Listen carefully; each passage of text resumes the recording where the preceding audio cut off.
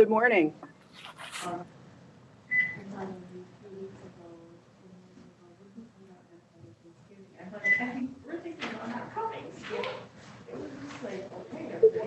Jen? Yes? We are live. Okay. Remember, you're all on.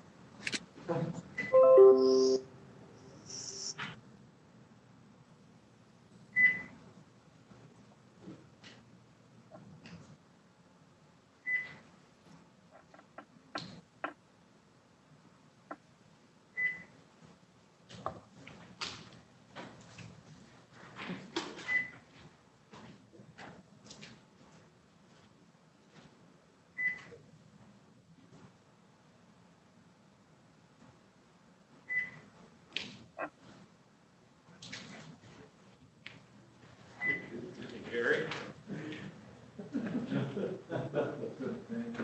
They're not cookies.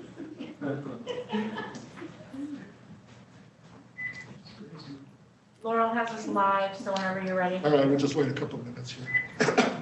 Waiting a couple minutes for other heads of the. John Gallagher's coming, and obviously Michelle's canvassing, so she won't be here. Trudy's had a day off today.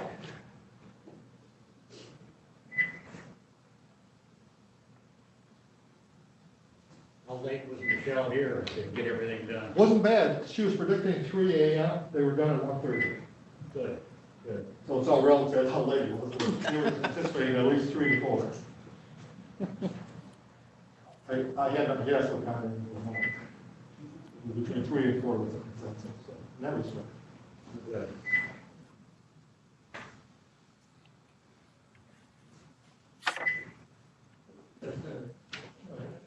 Well, chapter 9, you want to start to them. So I'd like to call this meeting to order. We have to have a roll call. Commissioner Answorthy, Here. Commissioner Rushton, Present. Chairman Bunnick, Here. Commissioner Wessel, Here. Commissioner Sotis Little. Here. Commissioner Rettenbach, Here. Commissioner Lautner. Present. All present. Thank you. Please rise for a pledge of allegiance and a moment of silence. I pledge allegiance to the flag of the United States of America and to the republic for which it stands, one nation, under God, indivisible, with liberty and justice for all. Thank you.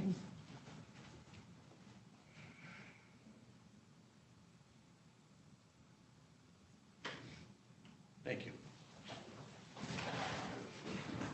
So now we'll have discussion items in our anti-bias All training. right, let me start here, and I'll take my mask off. First of all, thank you, Dr. Emling, for joining us and for volunteering your services here.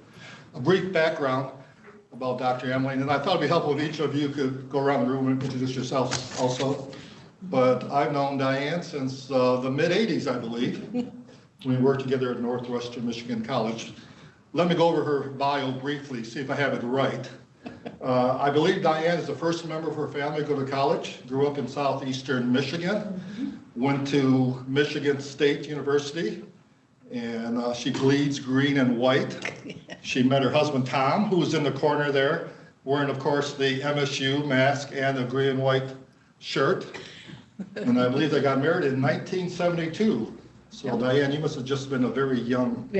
Actually, we met in high school. Oh, high school, okay, all right. We go back a long way. And then Diane went on, earned her master's and her doctorate degree, worked for the state of Michigan. I believe you were director of child services for the state of Michigan. And then in 1987, got this great opportunity to come to a small college in Traverse City named Northwestern Michigan College.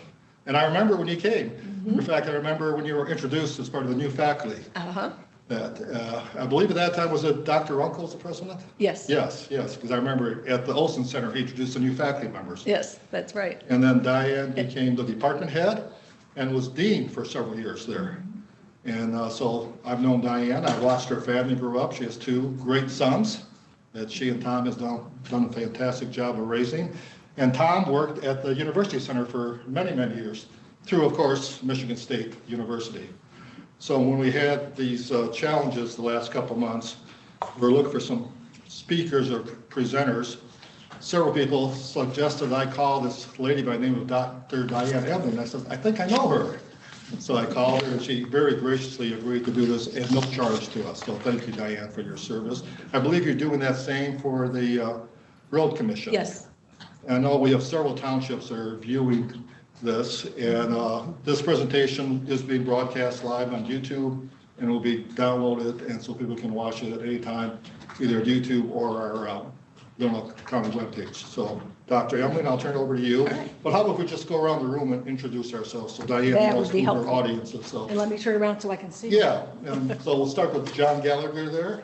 Hi, John. Gallagher, Leelanau County Treasurer. Thank you. I'm Tony Ansor, the District 1 Commissioner. Thank you. Patricia Sotos Little, District 5, which is Centerville and Woodland Townships. Okay. I know him. Diane did stay at a Holiday Inn Express, so she's, I'm a doctor, that's right.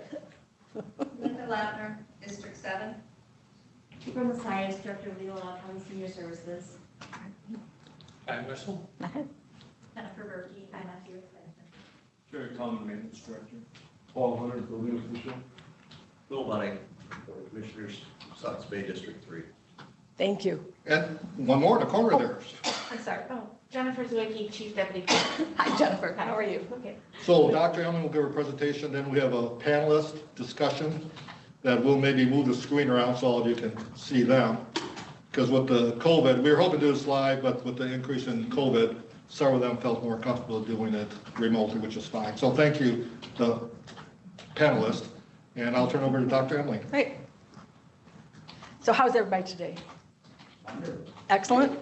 That's good.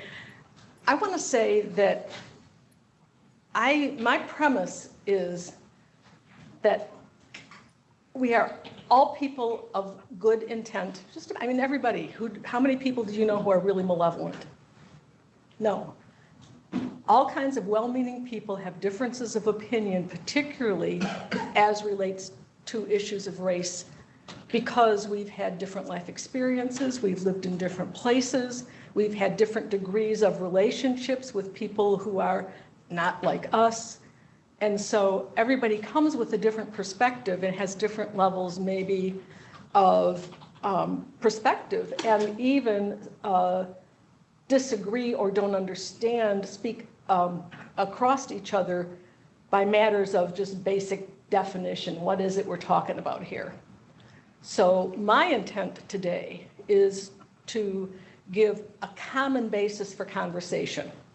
If we have some common understandings, basic definitions, and some understanding of how we got to where we are, then it's a lot easier to have open conversation. And so I'm pretty much sticking to the level of history. What happened in our history that got us to where we are? But first we need to start with some basic definitions. We all have different ideas about what we mean when we talk about race. Is that right? And people have an idea that race is somehow related to biology, because we know, at least in the United States, it has to do with different skin colors, and that must mean it's biological. But if you think about it for a minute, you realize that skin color exists on a whole continuum. We have very, very, very pale. We have ivories. We have various shades of creams, various shades of beiges, various shades of tan. Then we get into some browns and a lot of different shades of browns and a lot of different shades of black. And where exactly is that defining line that says white and black and brown? And it's entirely subjective. There is no biological thing called race. There is no magic gene that you flip on and off that determines who's black and white and brown. It's a social definition. If you look around the planet, you'll see that in other societies, in other places, they define things very differently. How many races do you see? And what do you call them? If you lived in South Africa in the pre-apartheid days, you saw Dutch, British, and 7 different ethnic black cultures. And Malaysian. Malaysians are a separate category as well. If you go different places in the world, it's defined different ways and seen in different ways, which is just to make the case that it is only what we say it is. There's no real distinction in fact. It's a continuum. And where we define that continuum is subjective. And in fact, if you study immigration history, you'll know that a lot of people who we think of as white, maybe with ethnic ties today, were not considered white when they first came to the United States. Like the Irish, for example, were considered a separate race and not quite like the rest of us. And so it's a fluid definition, and it's definitely societally based. So if we understand that there's really not any objective boundary between white and brown and black, then we realize that it's cultural. It's cultural, which doesn't mean it's less relevant or important. In fact, maybe it means it's more so, because we define it this way, and therefore it has really important life consequences. And people sometimes hold on to those boundaries especially hard because they know that there's really is not a lot founded in objective reality. And so it makes it even more important for people to hold those boundaries. So that's the first thing. Race is not real except to the extent that we say that it is. But the fact that we say that it is has very, very serious consequences. What's the difference between prejudice and discrimination? Anybody jump in on that? Go ahead, Ty. Well, I guess that the prejudice is related to belief systems and ideas, and discrimination has an action component based on that. Yeah. Yeah, prejudice is the attitude, discrimination is the behavior. And it's interesting and important to make that distinction because they don't always line up. There are lots of instances when somebody may have a prejudice, but is going to behave very nicely. They're just going to swallow it down and act nice because the situation requires it, or you don't want to get in a fight, or you don't want to get sued, or whatever. So you can have prejudice and not act on it. Can you act in discriminatory ways even without prejudice? Yes. Sure, likewise, because the situation may require it. If you don't go along with the rules, you might lose your job. You might not be strong enough to stand up against a crowd. There are all kinds of reasons why people may participate in behaviors that don't necessarily reflect a personal bias. So that's why it's important to make that distinction between the behavior and the attitude, and to recognize that when you see people, when you hear people talk or you see people's behavior, to realize that it might not mean that a person has a negative attitude, or it doesn't mean that somebody, because they have a bad attitude, that they're going to act bad, whatever. And so one thing that I just touched on that I really want to clarify is that one of the reasons that white folks are often touchy about talking about race is because we have acquired the value to know that we're supposed to be open-minded, and it's not really good to have negative attitudes about people.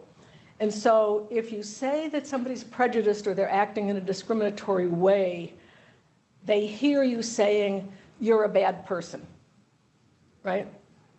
And the minute we start saying that somebody's good and somebody's bad, we've drawn a boundary when in fact, nobody is above a certain amount of instinctive value system that comes from living in the culture. And so nobody's especially good and nobody's terribly bad. You know, we're all well-meaning people somewhere in the middle trying to figure out how to be good, ethical people in the context of the world we live in. So I want to take away that idea that if you admit you have prejudices, that means you're bad. And if you think that you don't, that means you're good. It's not a matter of good and bad. It's just a matter of we're all human beings doing the best we can in an imperfect world, I like to say. So if we know what prejudice and discrimination are, and we know that it's not a matter of good and bad, what is racism? How would you define racism? And how's that different from discrimination? That's systemic, Pardon? more systemic More systemic? Yep. group behavior. Yeah, and discrimination is, you know, usually we think of discrimination as individual mean acts to somebody else.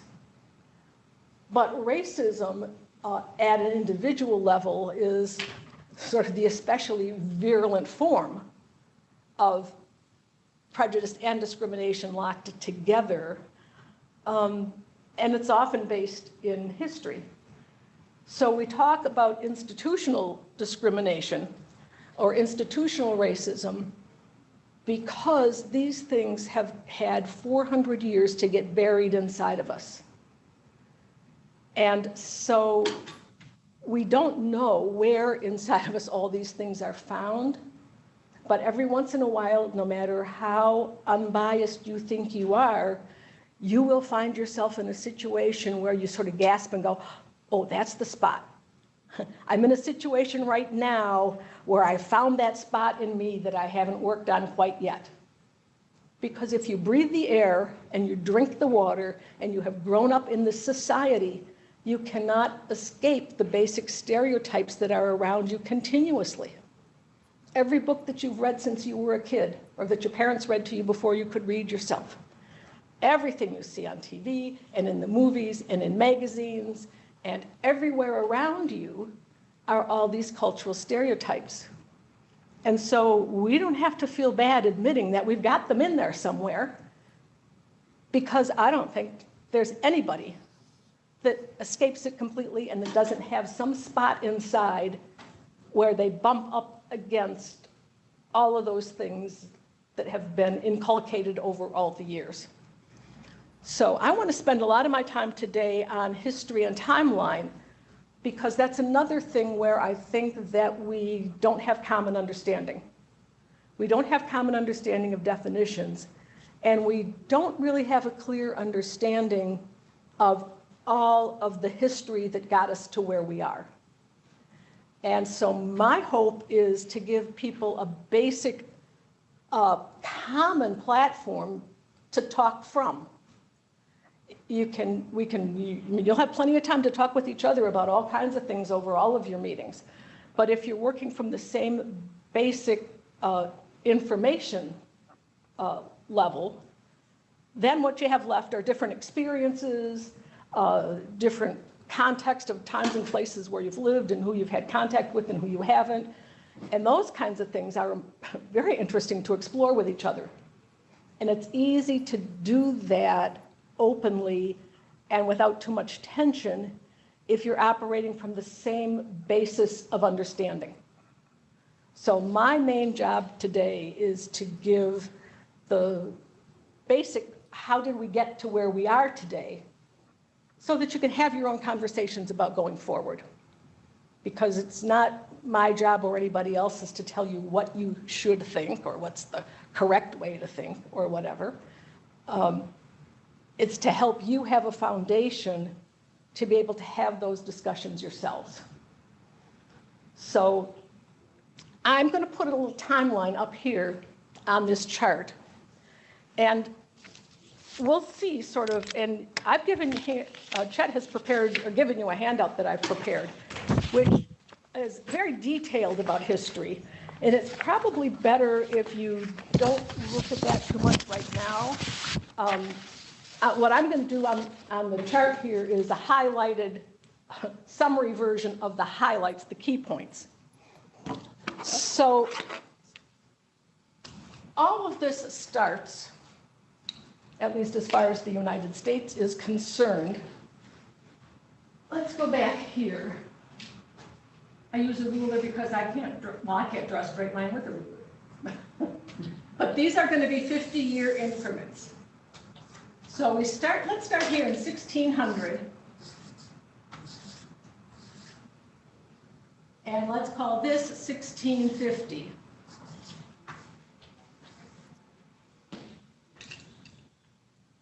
Here in 1608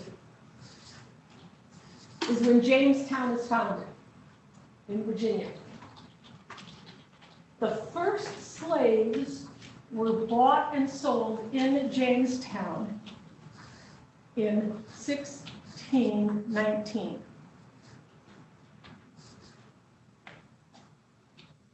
So that was a long time ago. Now, once we start acquiring a certain number of slaves, we have to figure out how we're going to control them, because people aren't real happy about being enslaved. And I want to say that, first of all, it's not just black folks that were slaves. Native Americans were enslaved too. And the problem with trying to enslave people who know the territory better than you do is it's hard to keep them from escaping. They found the same thing in South Africa. The reason that they imported Malaysian people to be the slaves is because the native black folks, you could blend in, you could get away, you knew the back roads, people would protect you, et cetera, et cetera. So we did enslave Native Americans as well, but found that that was a lot harder to control. And black slavery had already started in the Caribbean because of all the sugar cane, and even in parts of northern South America. And so from Jamaica and places like that, it was pretty easy to bring slaves from Africa to Jamaica and then to the United States. And then once the trade got really big here, then you just came direct from Africa to Jamestown or other places in the South with slaves. Now, when we got a certain number of slaves that made it a social issue, there was an important need to figure out how to control the slaves. And so there were developed by plantation owners what were called slave codes. And slave codes meant that no black person could be on the streets after dark. If you were on the street even before dark, you had to have a pass signed by your owner saying that you had permission to be off the property and for what reason and for how long. And it was written into the slave codes that you couldn't teach people how to read and write, because then you might be more likely to be able to plan rebellion among each other and pass word around. You could not gather with more than, I think it was 3 or 5 people without a white person being there. So even things like church, if you were going to have a service or whatever, you could not gather as a group of black slaves in any amount without there being somebody there to make sure that there was no seditious conversation going on, So the black codes were especially stringent, and they clarified the things that outside of your specific plantation that you could get beaten for, that you could get arrested for, and basically the night patrols that were there to enforce the slave codes had pretty much carte blanche. Anybody that they found who was out when they shouldn't be, they could beat them up, they could do whatever they wanted to do with them, and then return them back to their owner. So it was a very, very dangerous situation and very, very tightly controlled. So this is going on through here. Our next line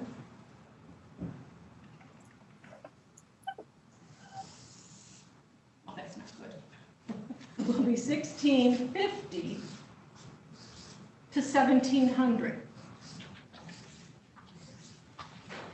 And in this time, basically, slavery is going on.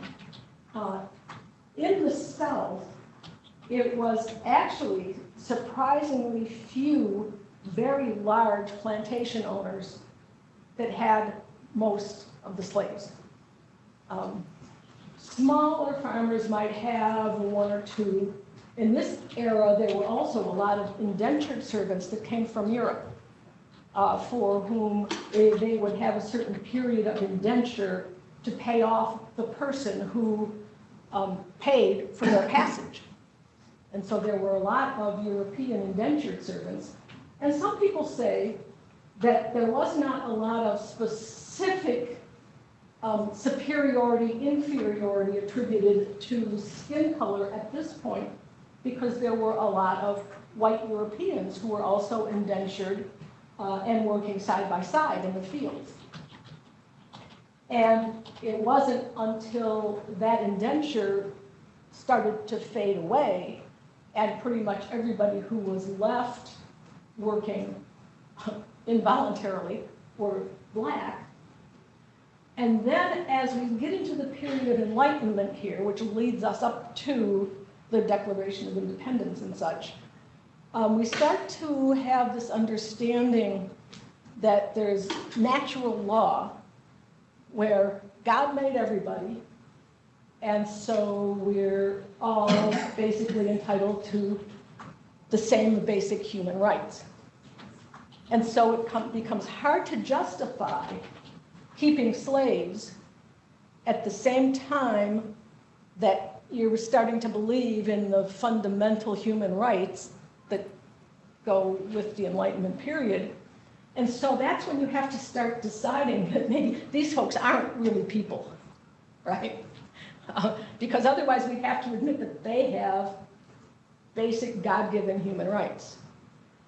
And so the idea that blacks are property, just like your cows and your pigs, and they're not really human like the rest of us, has its roots in the need to justify why you would keep such a large number of people without the basic freedoms that out of one side of our mouth we say that everybody's entitled to.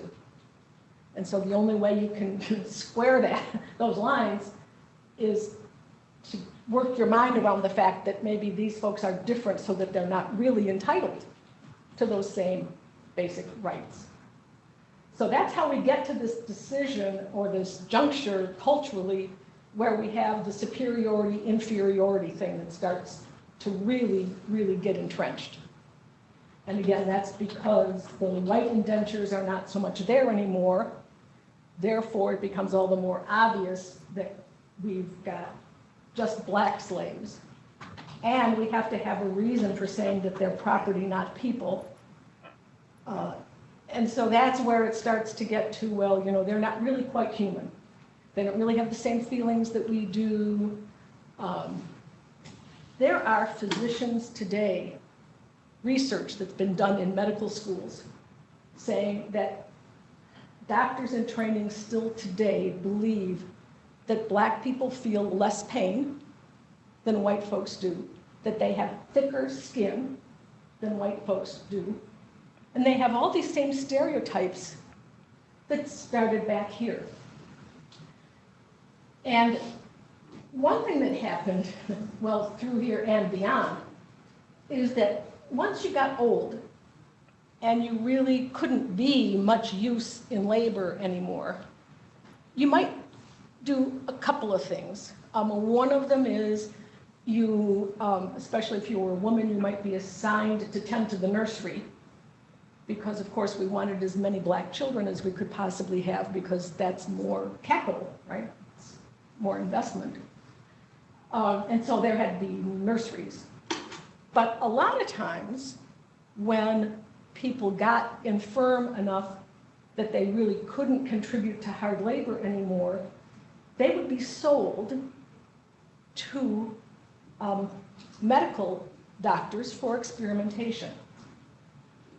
And this sounds really bad, of course, and it was, because this idea that they don't really feel pain, and so we would operate and have surgeries without anesthetic. Of course, people died of infection a lot under those experiments. But a lot of what we know today about gynecological practice comes from those experiments that doctors conducted on older women once they were no longer productive in the field. So that's sort of how one way that the life cycle ends is when you're no longer really useful. And sometimes the owner would find places for you to stay and do something useful.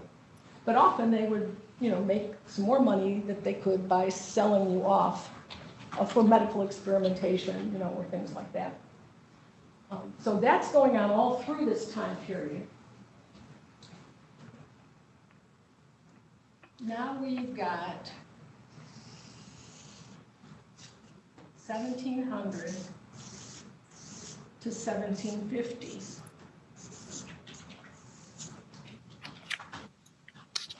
Still not a lot happening here. Now we're getting a little closer to thinking about declaring independence. We've got a lot more agitation going on with the colonists versus the British, and but we're not really there quite yet. So I'm not going to put anything notable here in all this time until we get to here.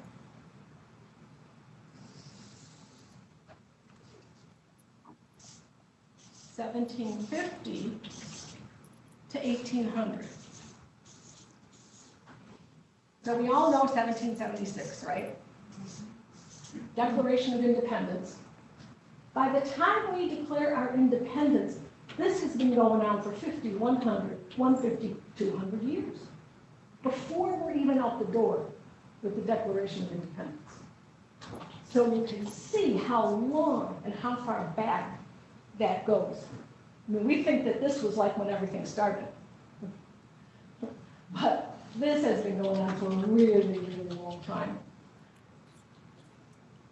Now, into this, the Articles of Confederation were written, which were very weak and didn't work very well. It gave power to the states, and there really was not a federal government per se. There was a Congress that was composed of representatives of the states, and then the Congress selected a president to be the head of the Congress. But there really was not an executive branch or executive powers as we think of them today. Power was vested with the states, which meant that they were each making their own rules about commerce, and they were each making their own rules about currency, and they were each making their own rules about import and export quotas and all kinds of things like that, which of course was chaos. And people were very, very worried about a strong central government, which is why they started with the Articles of Confederation and basically very, very limited, if any, federal government. And when it became clear that that wasn't going to work, then came the Constitutional Convention, where a lot of things were hashed out, including the provision that we hear a lot about as slaves being 3/5 of a person. Now, given what I said before, you have to figure out that basically they didn't think slaves were people at all. But when it came to trying to stack the deck in Congress, you wanted to count as many people as you possibly could from the South so that you'd get more representation, because like today, representation after the Constitution was based on your population. And if you could count the slaves as 3/5 of a person for purposes of representation only, you could really pump up your power in Congress. Because in the North, you only just had one person But in slavery, you got all the one persons plus 3/5 for every other slave that you had. And why did people give the South that much extra power? Why would all the rest of the states and all the rest of the people at the Constitutional Convention have agreed to letting the South permanently have this handle on power, to have all of this overrepresentation? Guess what the reason was? It was the only way to get them to agree to the Constitution. You had to agree that slavery would continue, that slavery would not be abolished at least until 1807, and that there was all this extra representation that they were entitled to in Congress for 3/5 of every slave that they got to count towards representation. Now, they didn't even count them as 3/5 of a person for any other purpose. But to gain extra power in Congress, and the rest of the colonies went along with that because it was the only way to get people, the South, to join in. So here we come. Straight.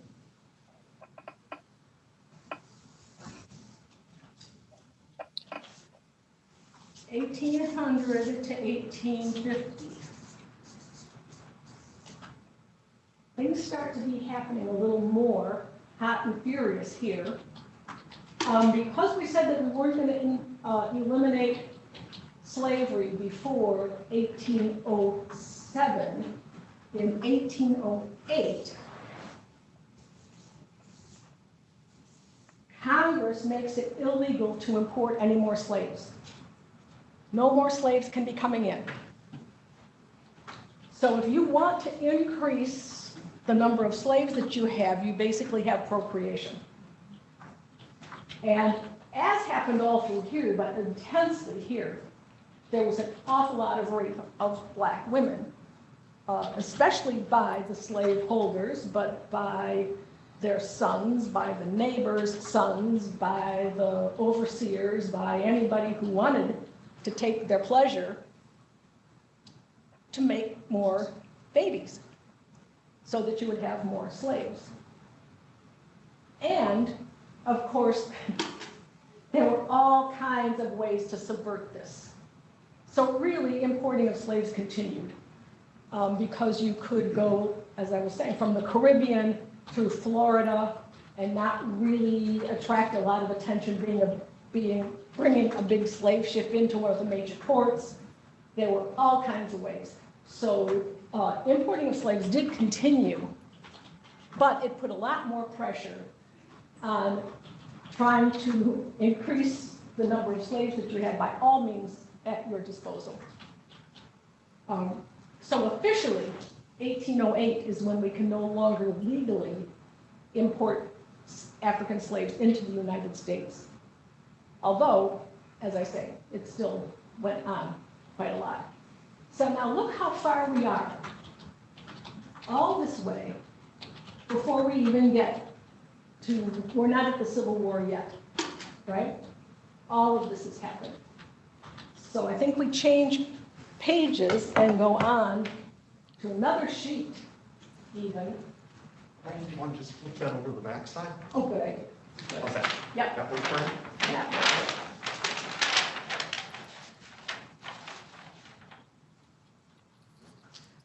So now things start to happen.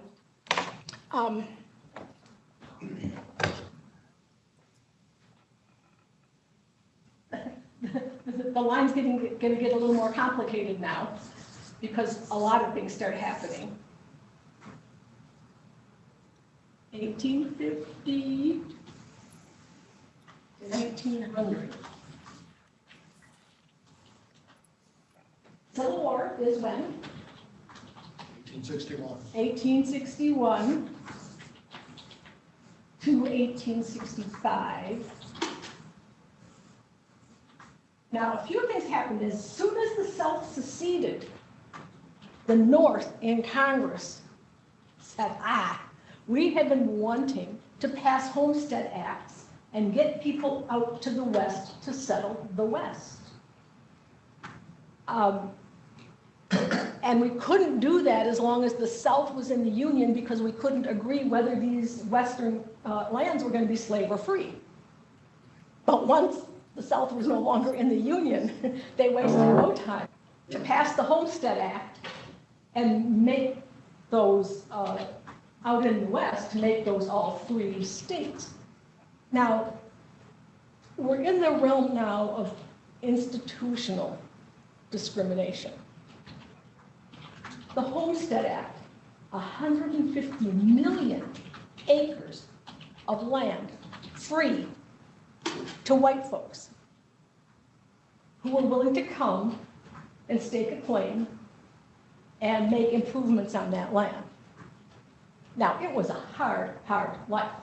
A lot of people died, a lot of people didn't succeed, a lot of people moved back east, but everybody who wanted to go give it a try could have at least 160 acres of free land.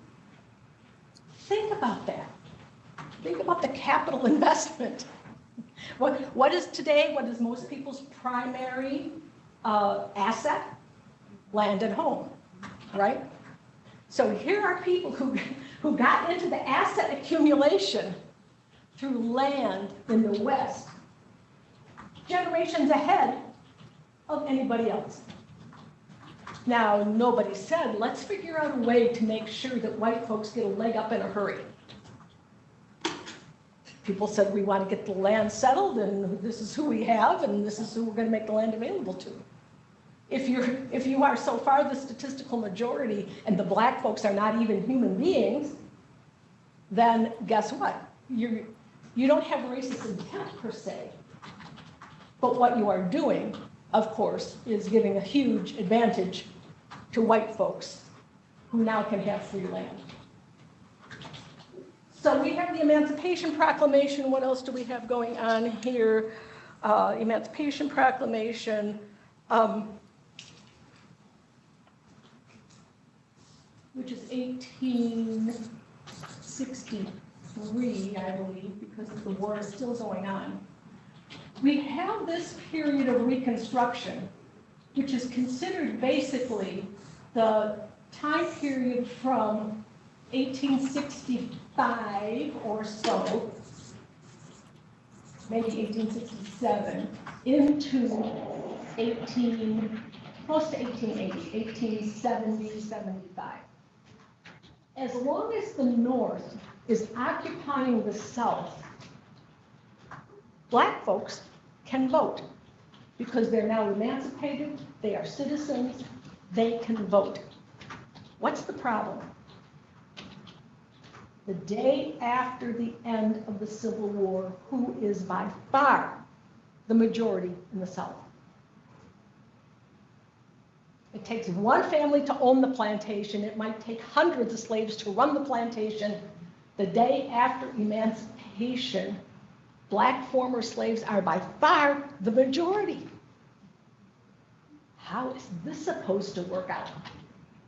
Now, as long as Reconstruction is going on and the North is occupying the South, the former slaves do get to vote. And in that short window of time, it was astonishing how many black folks were elected to national and state and local offices. There were more members of Congress in this window than there were, again, until close to 1970. That's how much representation they were able to establish in such a short amount of time. But as soon as the North left, what happened? All that went away, right? Because if you are a white person in the South, you cannot live with a black majority. I mean, a few years before, they weren't even considered people. Now, they could run the whole thing. We cannot have this happen, right? So here's the first attempt at voter suppression, which is still going on today. There had to be ways found to keep people from voting, and there were lots and lots of ways to do that. A lot of it was terrorism. But there were other things as well. There were literacy tests, and it had been illegal to teach people to read and write up until the moment of emancipation. So of course people weren't going to be able to pass the kind of, and you made it very advanced, right? Very complicated things that you had to be able to read and interpret. What happened to all the illiterate white folks? How did they get around this? They had grandfather clauses. If you or your parents or predecessors were eligible to vote before emancipation, you can vote without having to pay the poll tax or pass the literacy test. You're grandfathered in, so to speak. So the only people who are subject to the literacy tests and the poll taxes and all those kind of things were the former slaves, because of course they didn't have any ancestors who could vote back in the day.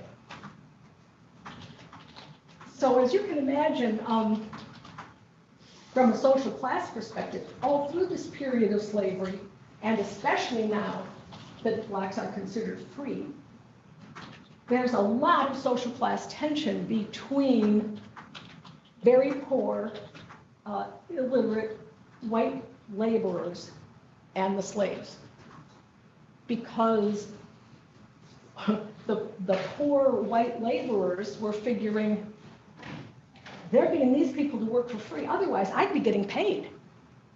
You know, they'd have to hire me and I'd have a job. And here are these people who are working for free.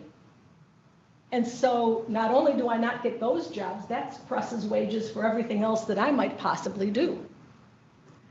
And so a lot of the tension that we have still today between what we think of as, quote, working class white folks and the hostility to black folks has their roots back from this labor issue, which goes all the way through.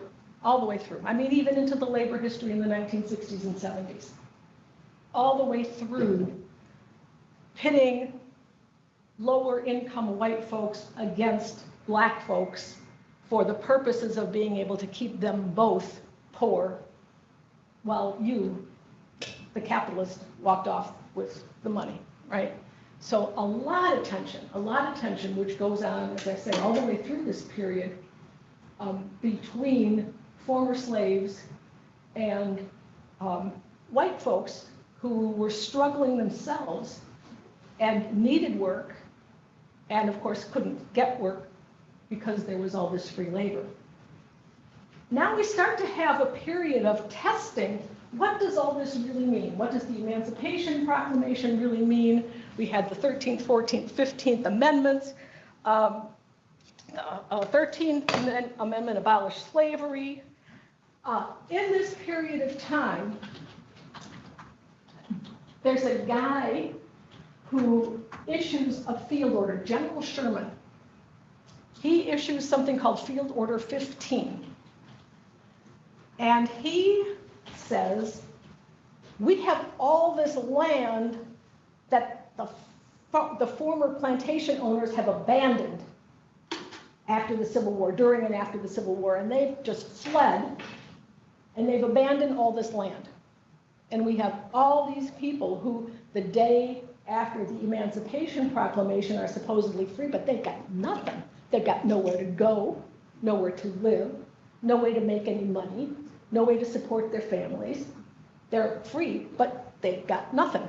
So General Sherman says, all along the coast, the Atlantic coast, North and South Carolina and Georgia and even into Florida, there's all this lowland, which is perfect for growing rice, which these people know really, really well how to do.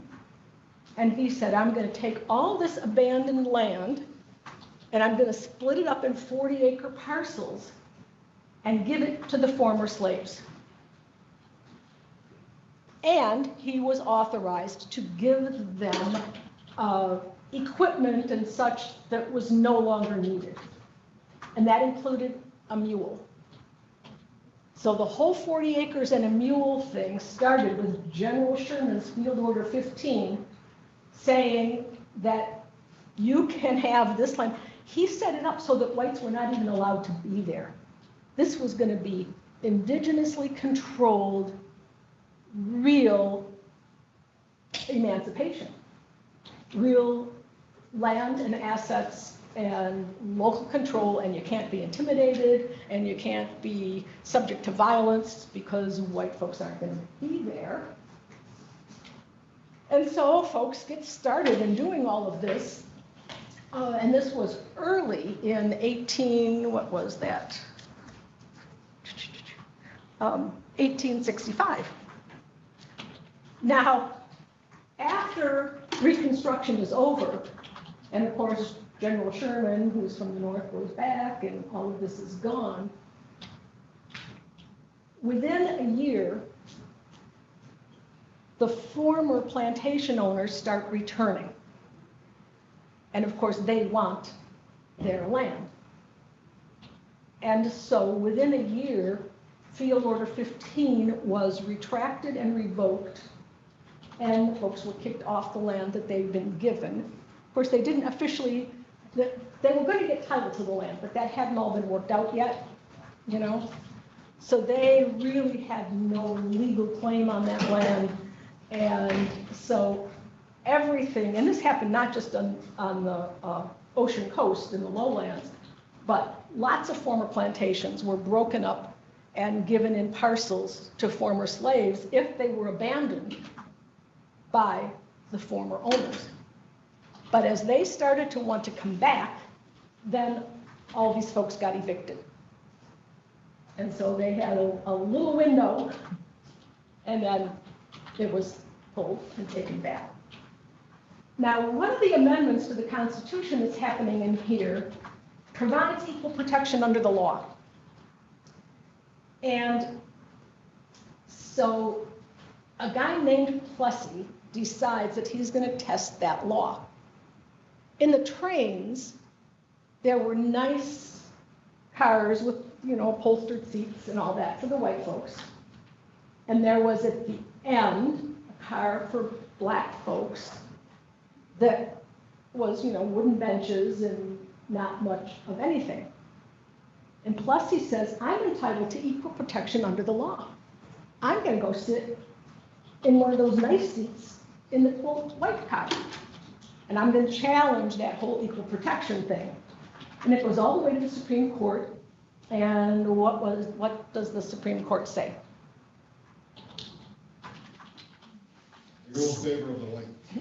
Separate but equal is just fine. If you've got your own car, your own train car, then certainly the founders couldn't have meant that we were going to mix the races.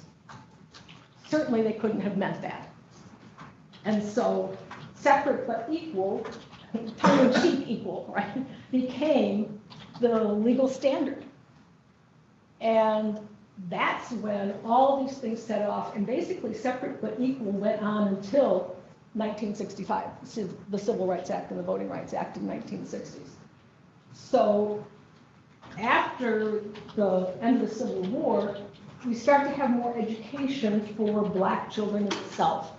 Mostly schools that were operated by northern religious charities that would come down and operate schools.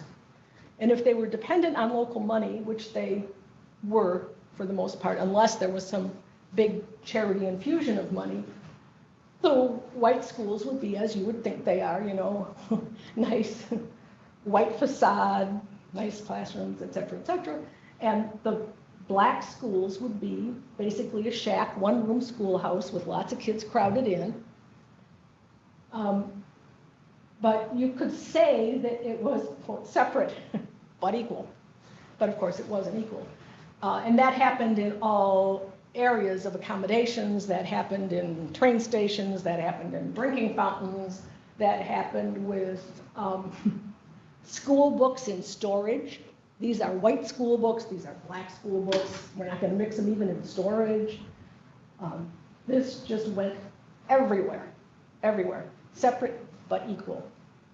So along comes a really, really brilliant attorney named Charles Hamilton Houston, who was the dean of the Howard University Law School.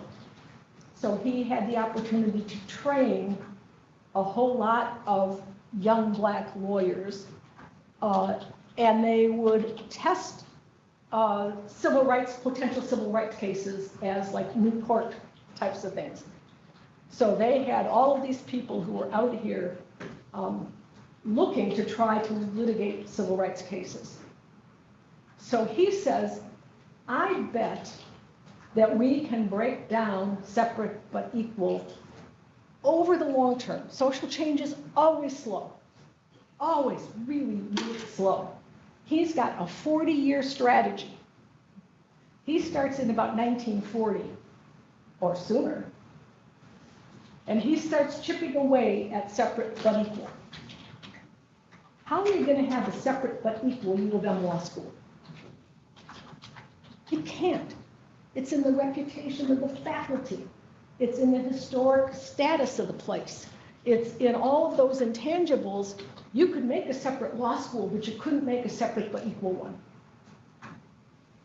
So he says, okay, here's my strategy. I'm going to the court. You say separate but equal, we'll play your game. Come on.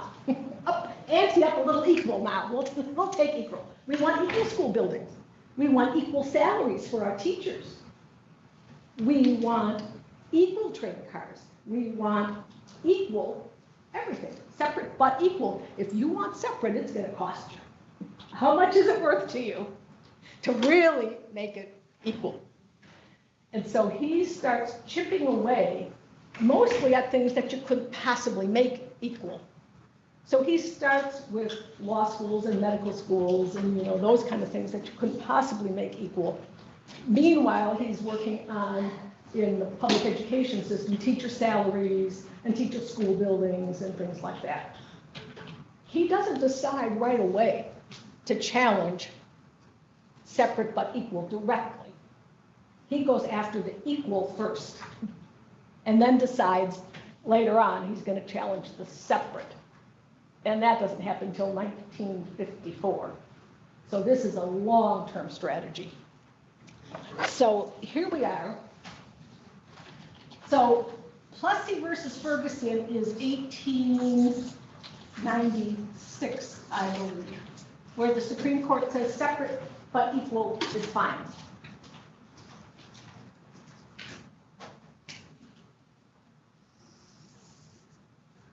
So we've got 1900 to 1950. Now we're getting a little more current. And lots of things are happening here. I hardly know where to start. But let's talk for a minute about the Social Security Act, 1935. How did we get the Social Security Act passed?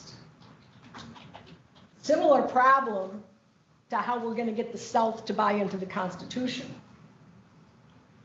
They are not going to sit by and let black folks have any employment security or retirement security.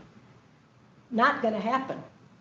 If you want the Southern votes to pass the Social Security Act, you exclude agricultural workers and domestic workers, which in and of itself took about 90% of black folks who are still mostly in the South and mostly doing those two kind of jobs, made them ineligible for Social Security. And that was the way you got it passed.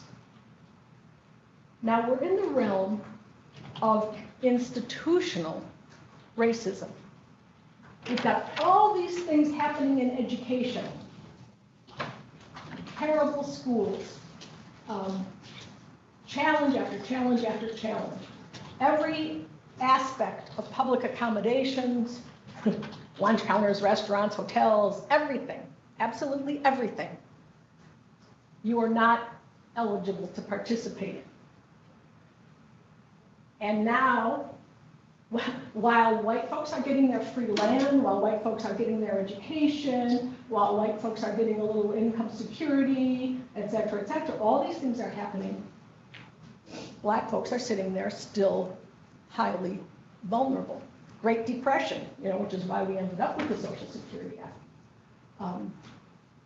Most of the WPA jobs were, of course, white folks. There were a few WPA work teams that were black folks. But by and large, even those things that rescued folks during the Great Depression were not open and eligible for black folks.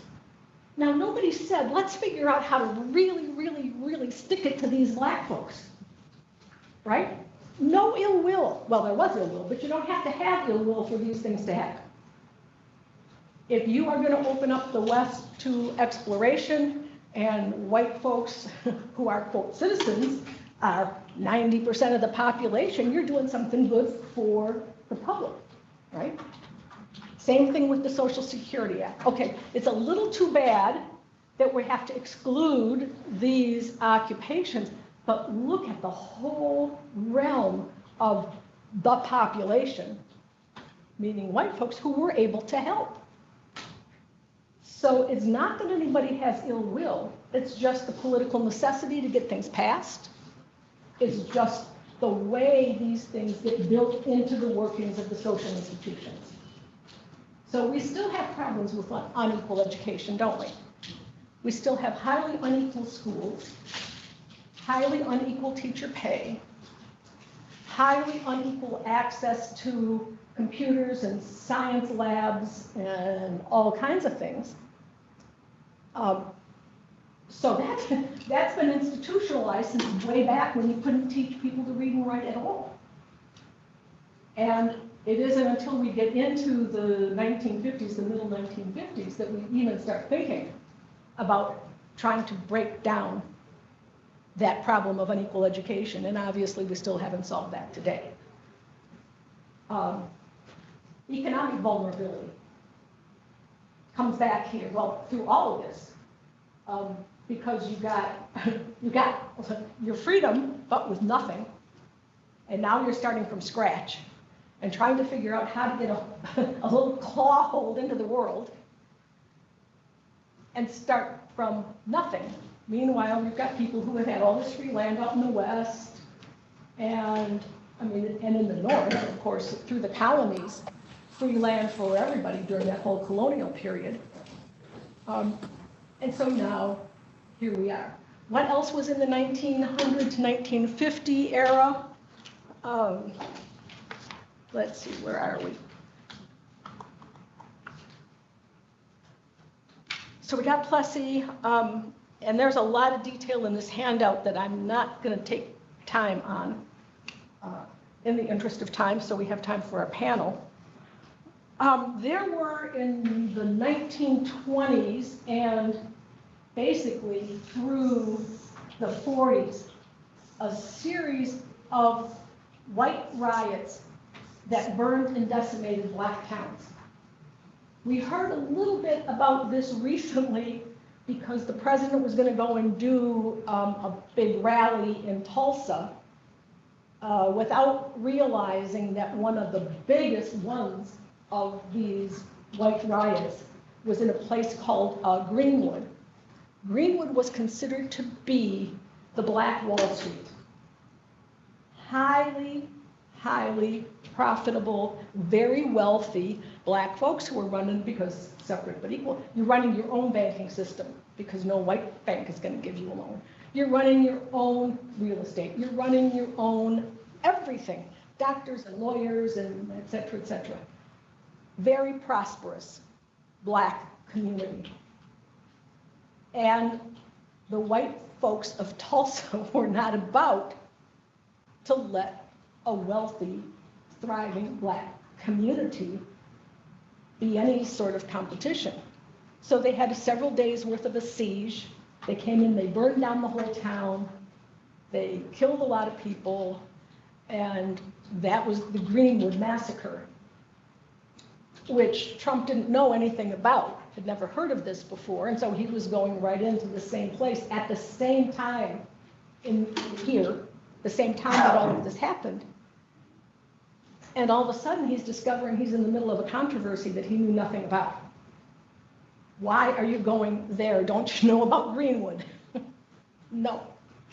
These things happened in Rosewood in Florida, where a successful Black community was burned to the ground and people were killed. The survivors went and hid in the swamp for a couple of days until they could be rescued, because that was the only place. I mean, they actually lived in the swamp until they could be rescued, because the whole town was gone.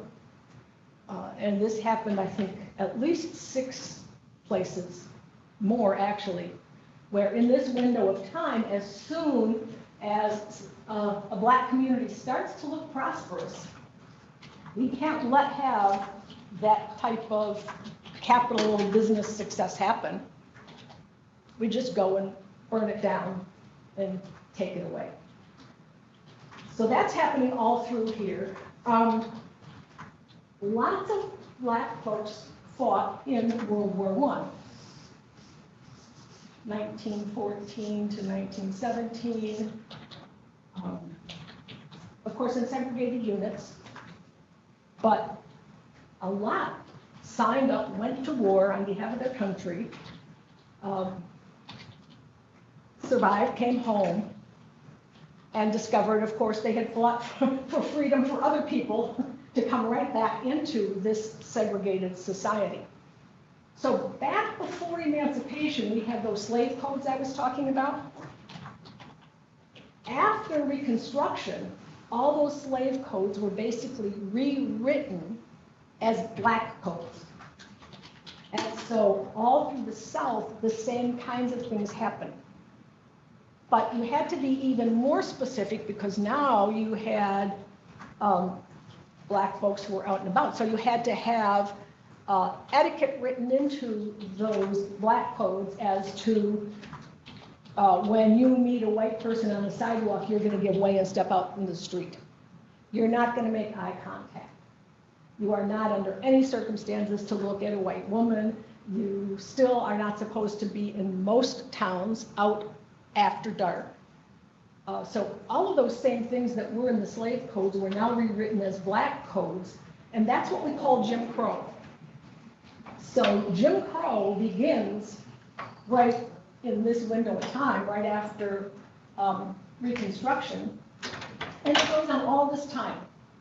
So all this time, through the South in particular, there are Black folks living under these highly onerous Black codes. Now, if you were running your plantation on free slave labor, and you came back and claimed your land, well, some people never vacated it, but how are you going to run your plantation after the Civil War? One of the things in those Black codes specified that you could be arrested for, quote, vagrancy. You could be, so if you're unemployed, you can be arrested. If you're on the street without a proof of a contract for work in your pocket that you can show, you're a vagrant and you can be arrested. When you are arrested, and you are convicted, of course, the sheriff is going to lease you out for your labor, usually to a plantation owner, maybe to a turpentine factory or something else like that, dangerous mining.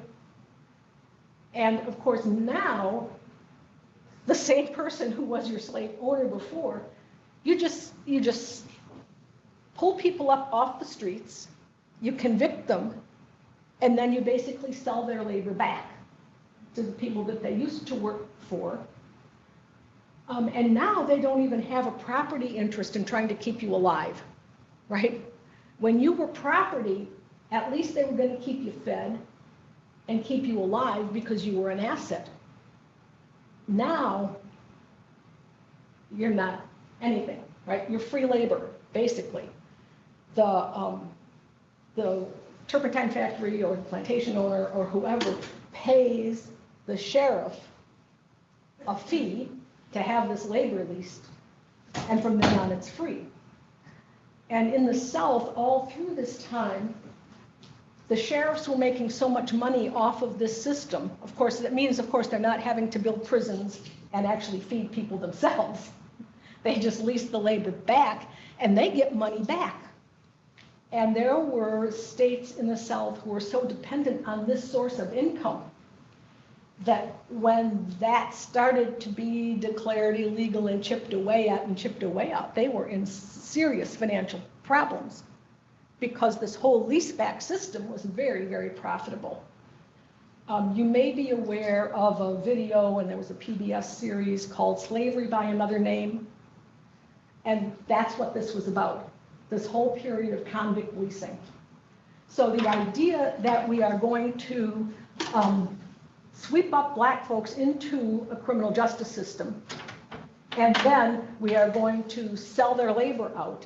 I mean, isn't that what's at issue today in prisons? Contracting out of prison labor, and in the same process, undercutting the potential of lower educated, lower income white folks to have those jobs. Same thing, same thing. Get a lot of people into prison and keep it going. So in the interest of time, I'm going to move here because now we're into areas that people know more about. 1950 to 2000. So we had Brown versus Board of Education, 1954. Saying that we're going to desegregate schools with all deliberate speed. And through this period into the 1950s and into 1965, 1964, 1964, Civil Rights Act, 1965, Voting Rights Act. In this whole window of time, there are riots all over the South about integrating schools, because the Supreme Court says, we're going to integrate schools. It's all deliberate speed, and folks are saying, no, I don't think so, right? And so every night on TV, most of you are old enough to remember this, right? Every night on TV, there were only 3 TV stations, and every night in some place or other, there would be white riots over integrating the schools. In all over the TV, every night on every station, there would be black folks picketing for their rights. Don't buy where you can't shop in the downtowns. Silent, kneeling, praying protests in the parks over the right to vote. And then you could count on the white police chief and others overreacting, coming out with their fire hoses and their dogs and things like that. So the cameras are rolling, and all across the country, people are seeing these well-dressed, silent, nonviolent protesters being blown away by the police chiefs. And so the more that you saw this over and over and over, the more people started to realize that, you know, this is not who we are supposed to be. And so 1964 Civil Rights Act, 1965 Voting Rights Act. A lot of people think everything got fixed then. You know, when I talk to students and try to explain something, they go, well, what's the problem? Why isn't everything all set now? It's all been equal since, you know, 1965. That was a long time ago. And of course, everything wasn't fixed then.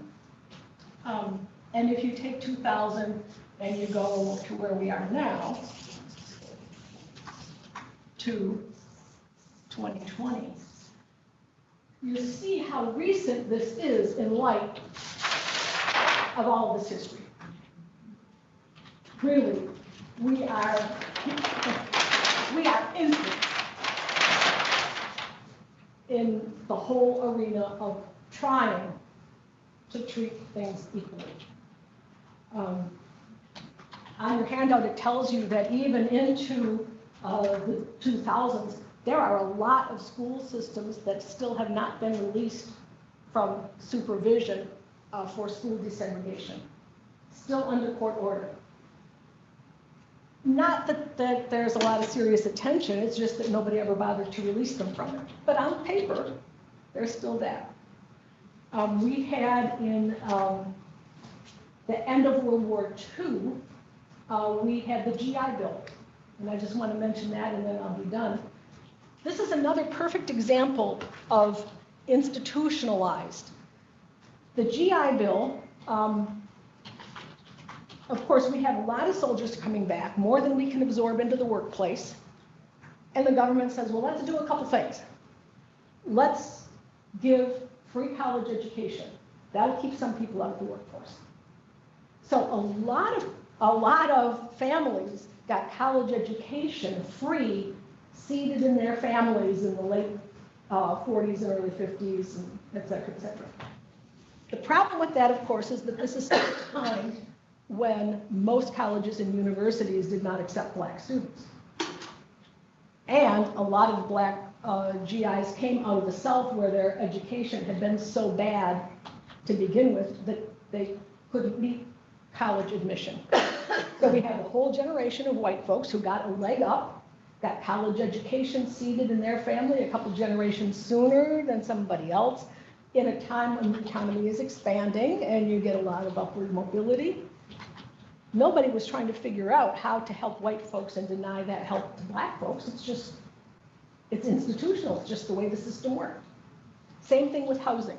They built all of that housing, which was mostly suburban, and the federal government provided language for restrictive covenants. We've got a lot of money involved here. We're giving the builders very, very low interest loans. We're giving the families very low interest loans. We want these neighborhoods to be successful and prosperous and happy.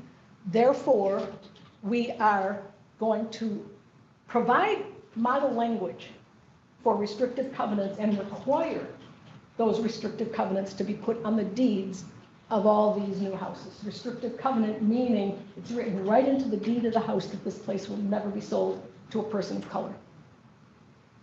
And so there's another instance where in order to help lots of people, you do it in such a way that that benefit is denied to somebody else.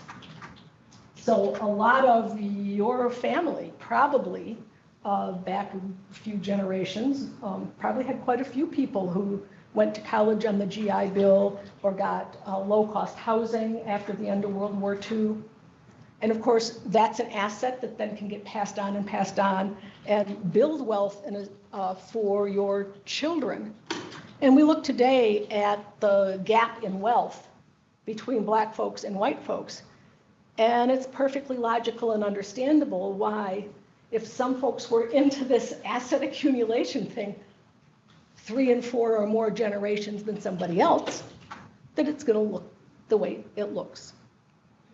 So that's basically what I want people to be aware of. And there's a lot more detail on this handout of all the things that happened. But if we have a common understanding of how we got to where we are and the enormity of all of these things that happened, then basically where we are right now looks like, it's awfully close to all of these things that happened not all that long ago.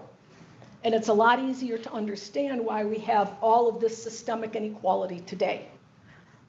And so if we have a common understanding of what we're talking about when we talk about prejudice and discrimination, and we understand when we talk about institutional discrimination, everything that went on and how we got to where we are, now we have a common basis of understanding to be able to talk about our perceptions and our life experiences with different people in different places and different times, and have an open discussion about why and how we feel the way we do and we've come to the place that we have. So I'm over time for the panel. Yeah, some of them are on time frame, so let's go. Okay, excellent. Sorry for that. Let me move the TV so maybe you can see them. Let me see if I can turn this around. So you can see our panelists, and they can see you.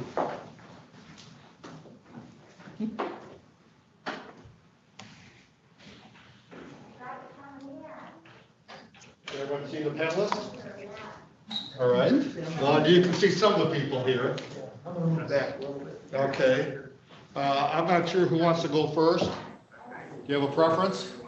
Chad, I don't know approximately how much time the panelists have each to go. Oh, let's say about 10 minutes. And then we'll have some question and answers. Does that work out? Who wants to go first? Anybody want to go first? All right, B, go ahead. Hola.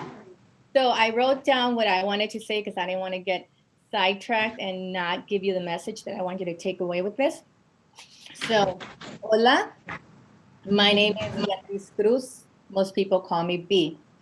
When I moved to Leelanau County from Bronzeville, a city that borders Texas and Mexico, I had no clue how to say Beatriz in English. I was told by a teacher at school that it would be easier to just call me B. And that's how I got that nickname. It took some time to adjust to having my name changed, but during all these years, I have learned to be okay being called B because I know who I am. I am the daughter of 2 Mexican immigrants who brought me to this country for a better life. My parents' dream was for their children to have the possibilities to be successful in this country. They worked hard and instilled values in us. Because of them, I am a naturalized citizen, an educator, a business owner, an advocate for the Latino community, a wife, and a mother to 3 boys who are first-generation US citizens. In my 30-plus years in Northern Michigan, I have seen many changes in the numbers of our Latinos in our community. I remember seeing so many Latinos picking strawberries in our community. I remember seeing our processing plants that had so many seasonal cherry workers, our schools and our health clinics that were packed with so many Latinos. But slowly the numbers started to decrease. And those that did end up staying and settling out here, they became less visible.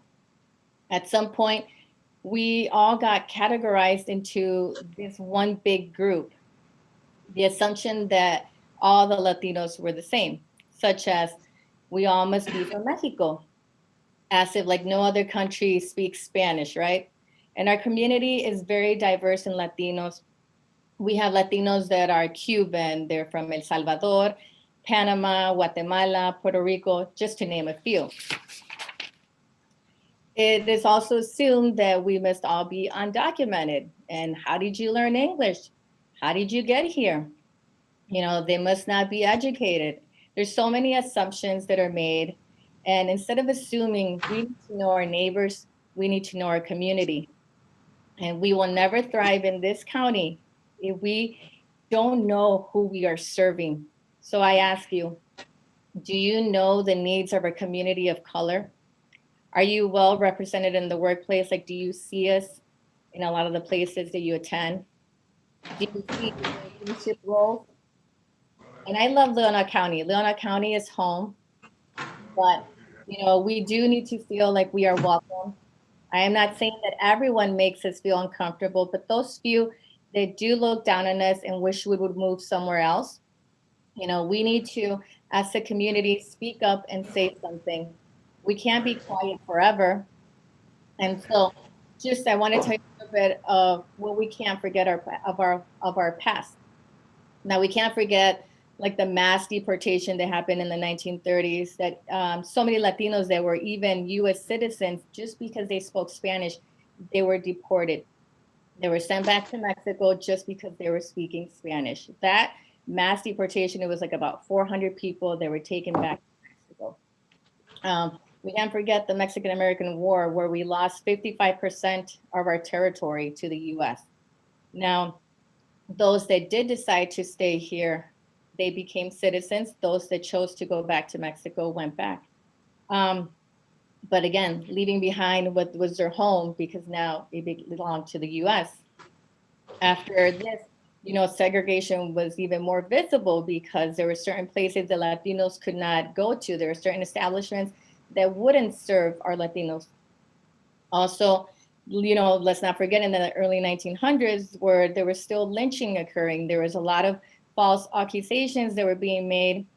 A lot of people were being accused and discriminated and they were being lynched there. If you look and you read more about it, you'll see how many, you know, men were just, you know, surrounding this one lady who was lynched. And, so many other stories that you can hear, but we cannot continue to forget and pretend like nothing has happened. We can't forget history, but we can for sure work together to try to make our future better. Now, when you see that we are upset or we're bothered, or we give you this kind of look as to like, really, you're saying that to us, it's just because you don't know our story, you don't know our pain, you don't know our reality. And so this is the time where we need to be working together because, as a mother, we just want what's best for our children. It's just as my parents wanted what was best for me. And this is the time where we need to get the conversation going.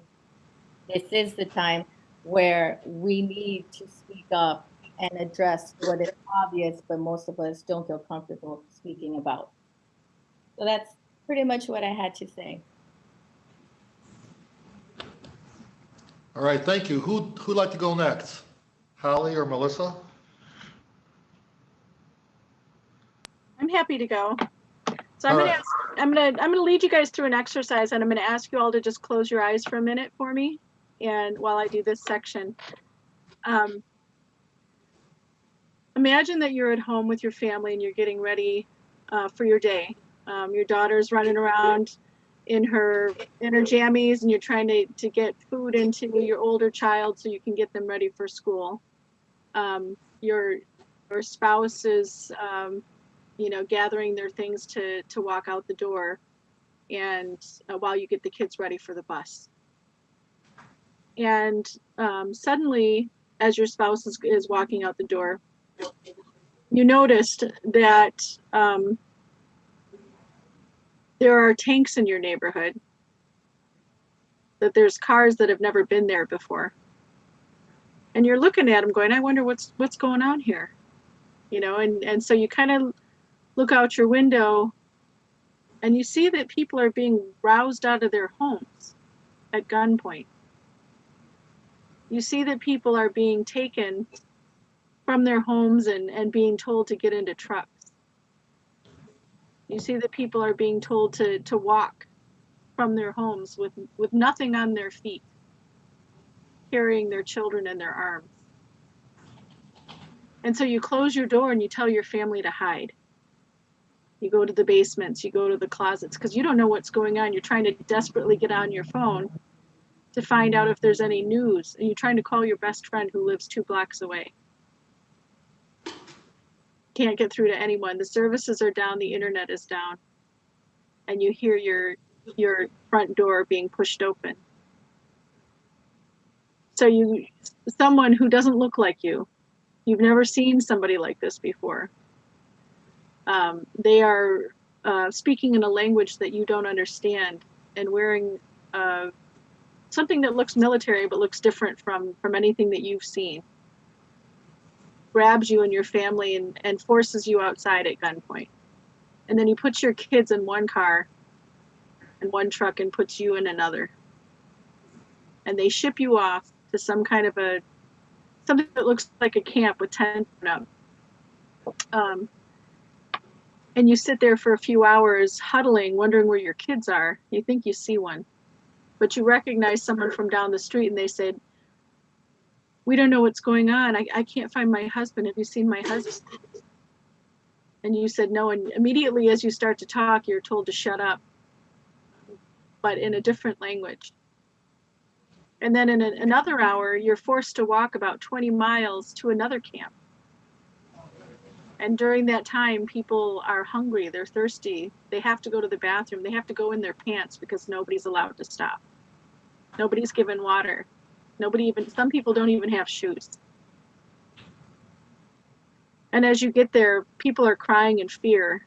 Some people are demanding to know what's going on. And they're hit in the face with a gun. And you get to this camp and you are given a place to stand and a cup full of water. And you still don't know where your family is. And this is going to be your place to live for the next couple of months. And while you're there, you're still not told what's going on. You just hear rumors from the people in your camp that the country's been taken over. somebody came and took over the country, and you hear reports about these people who came from a different country, and they've now subdued your entire state. Your government has been taken over. And you still haven't found your kids. You still haven't seen your husband or your spouse. And so you do the best you can. You do what they tell you to do. You eat when they give you food, even if it's substandard food. It's porridge, it's whatever it is, whatever they can feed you that day. Sometimes you don't get food. You take care of yourself. You have no other clothes except for what they throw at you, which is really nothing. And you try your best to keep from getting sick, because people are sick or getting sick from infections that they've gotten and they're untreated. And you look out one of the fences one day and you see your son being driven off in a truck, and you wave to him desperately, and he looks past you like he doesn't recognize you. He's in one of those uniforms. And you sit down and you wonder, am I going to die here? Where's my family? Is my family going to die here? Are we all going to die here? Because slowly people do start dying. And then within another 5 days, they move you to another camp. This time you got a truck ride, but you notice that the people around you are looking sick and thin.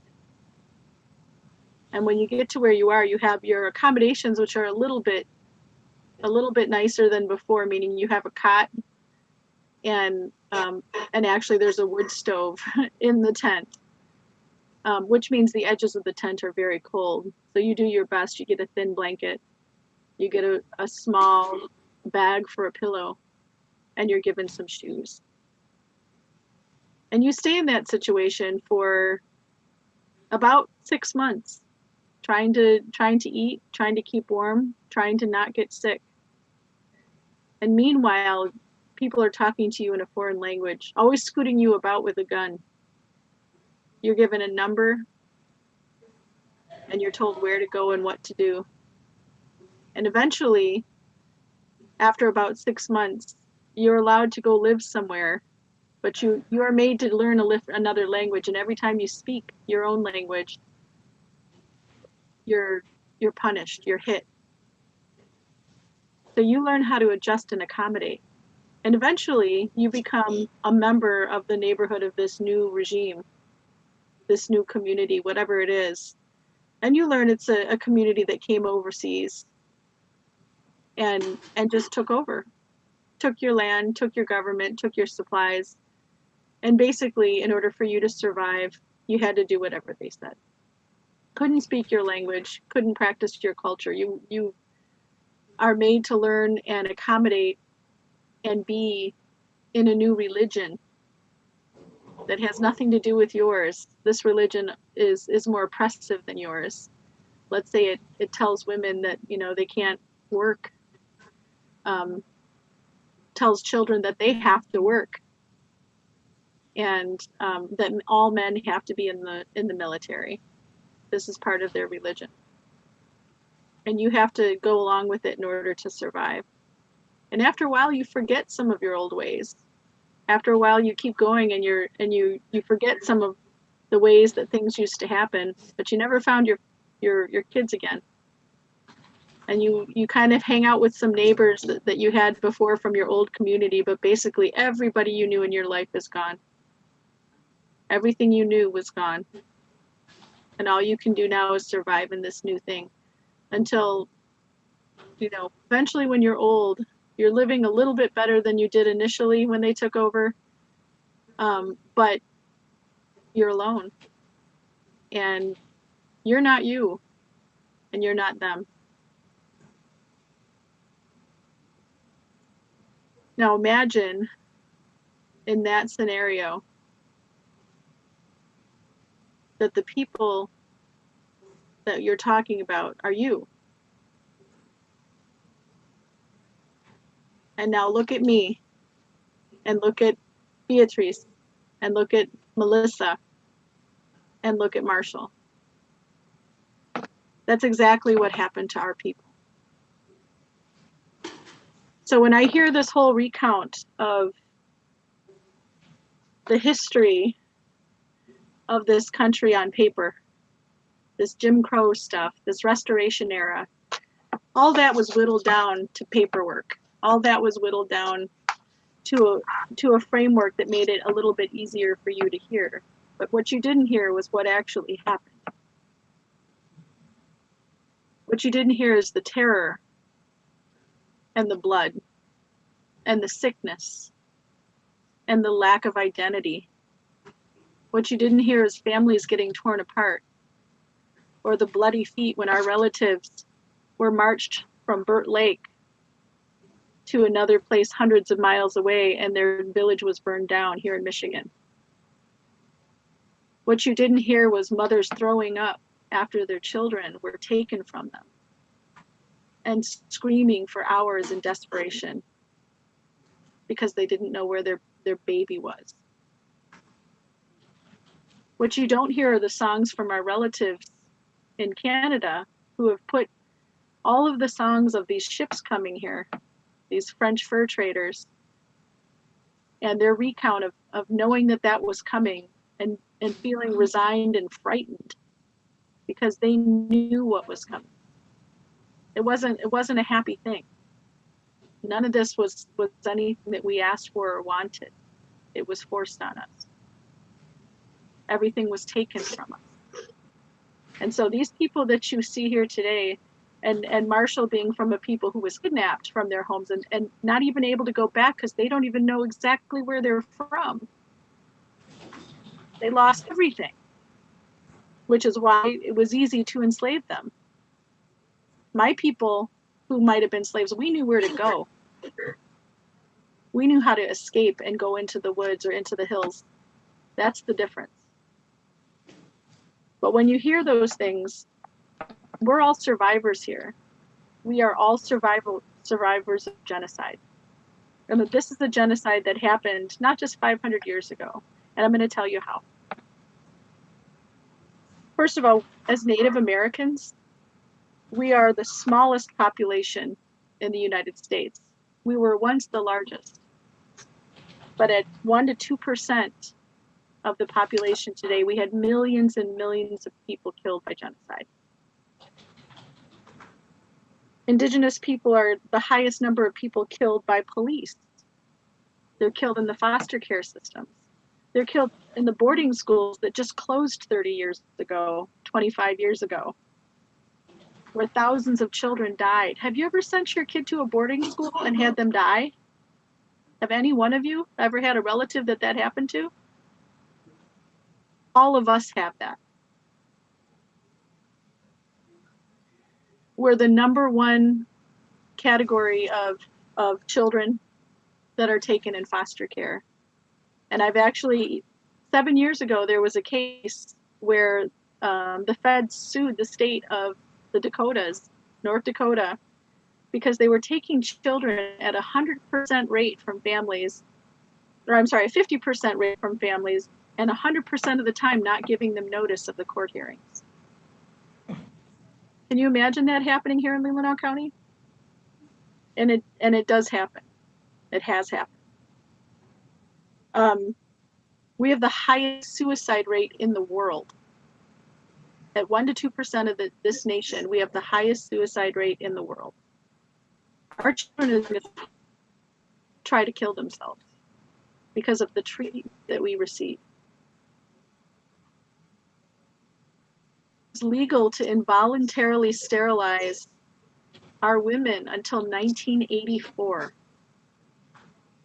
I have an auntie that went into a BIA hospital to have a baby and came out sterilized. And now they're sterilizing brown women down at the border involuntarily. The Religious Freedom Act, we weren't allowed to have our religious freedom until 1987. And that's under attack by this administration. It's under attack now. It's not final. It's not permanent. Can you imagine? We were made to speak English only the longest time. It's been in the last 30 to 25 years that we were allowed to we weren't punished for it, and it wasn't illegal. And I'm wondering how many of you have heard of the third largest school shooting in the country in Red Lake, Minnesota. Have any of you heard of that? Third largest in the country. And it happened on a reservation, but got no news coverage. And why is that? And finally, 1 out of every 3 families in our Native community, and I'm going to include, when I say Native, I include Beatrice. Anybody who's from Turtle Island, from North America to South America, is indigenous to this country. There's no way that this woman should be made to feel like she has to be welcomed anywhere up here. She's from here. And we welcome her as our Southern relative. But in 1 out of every 3 of our families has a woman, child, or man who is missing, murdered, or murdered, has been kidnapped, or has been sexually assaulted. 1 out of every 3 families. And part of that is because of this systemic racism, where people are allowed to come onto reservations and commit crimes, but they're not being prosecuted by the federal prosecutors. These oil camps and the man camps that are set up around the United States, those have the largest number of women missing. And they don't have police forces big enough to handle it. And I do want to make this statement. There was a statement made earlier by Dr. Emling where there was no ill will in this systemic Social Security setup. There was no ill will in some of these things. But you can't knowingly discriminate against or oppress or withhold benefits that you have against another group of people without ill will. That's a given. All of that contains ill will, whether it's ignorant or not. If you know you're not giving benefits to another group of people that you enjoy yourself, then you have ill will against that group. So, and we're still fighting for our benefits and our things today. Most of you don't know that during COVID, the Trump administration, we had to fight to get our own COVID stimulus money sent to the tribes and to our communities. We were left out of it. And we had to sue the administration to get it. And so we got it a month after everybody else. And so our death rates and our infection rates have been higher. My own Pueblo was at a 70% infection rate by the time that happened. And in other countries where we tried to set up roadblocks to keep people from coming into the community that might be sick, we actually got threatened by the government so that we didn't do that. And I want to remind you that our nations are sovereign nations. Our relationships are between sovereign nations, between other nations. So when we talk about this, we all live under the supreme law of the land, which is the treaties between us.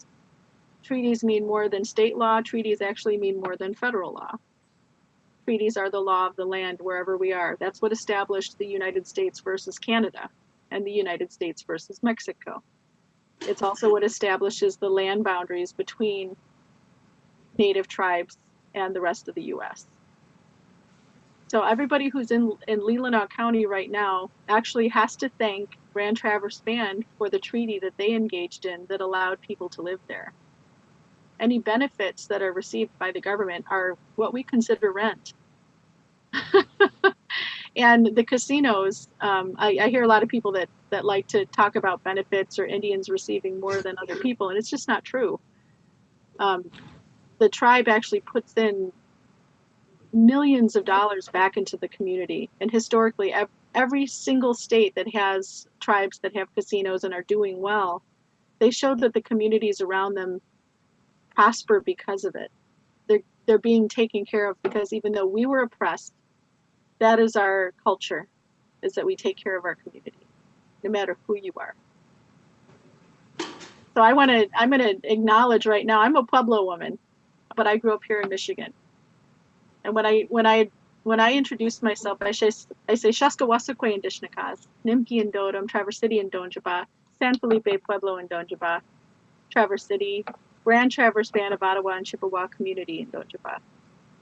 And I speak the language of the people here out of respect, because that's the original language of this land. Not English. It's Anishinaabemowin.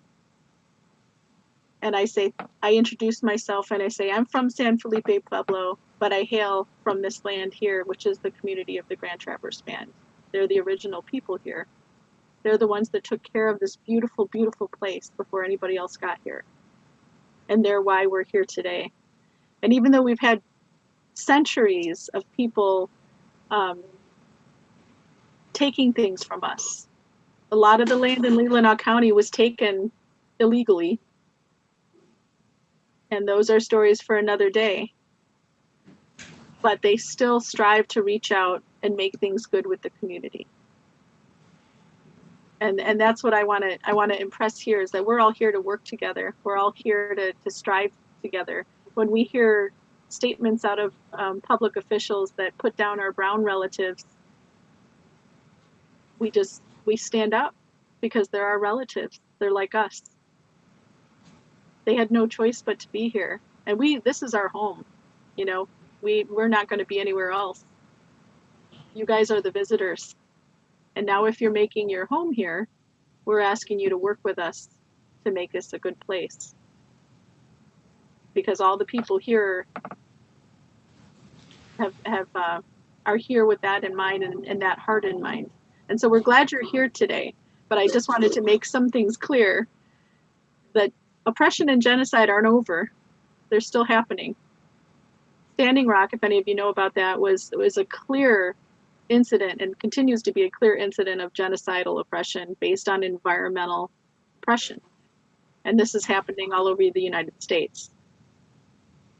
So even here, when we talk about putting pipelines and doing things to the water here that the Anishinaabe people rely on to live, that's environmental oppression and genocide to these people. So those are some things to think about. And you know, what side of history are you going to be on? What kind of community do you want to live in? Do you want to live in a community that's divided, or should we all work together to live in this absolutely beautiful place that Creator has made? And that's why we're here today. It's not for me to come over here and yell at you. But I have to tell a very different story than I think what you heard earlier, because it's not all that easy. And it's still not easy for us to be here even today. We still go through a lot. And I'll let Melissa and share her stories on that too, because I think she's got a lot to say. And Miigwech, thank you so much for listening.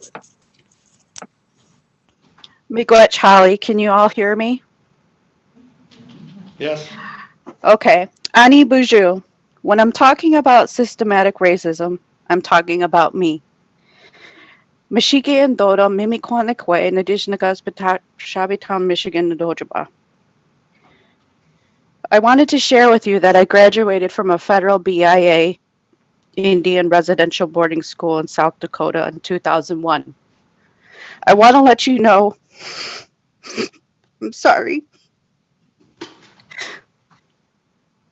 the matrion homes, the priest homes, and the Indian graves of the young Native children still remain.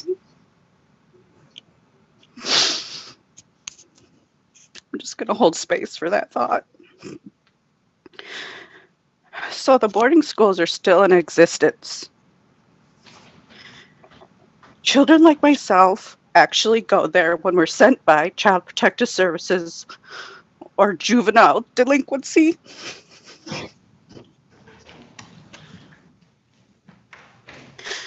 The reason why I went is at that time,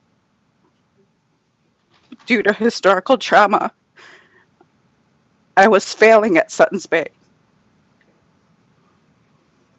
And they wanted to put us into the resource room and just pass us through the system.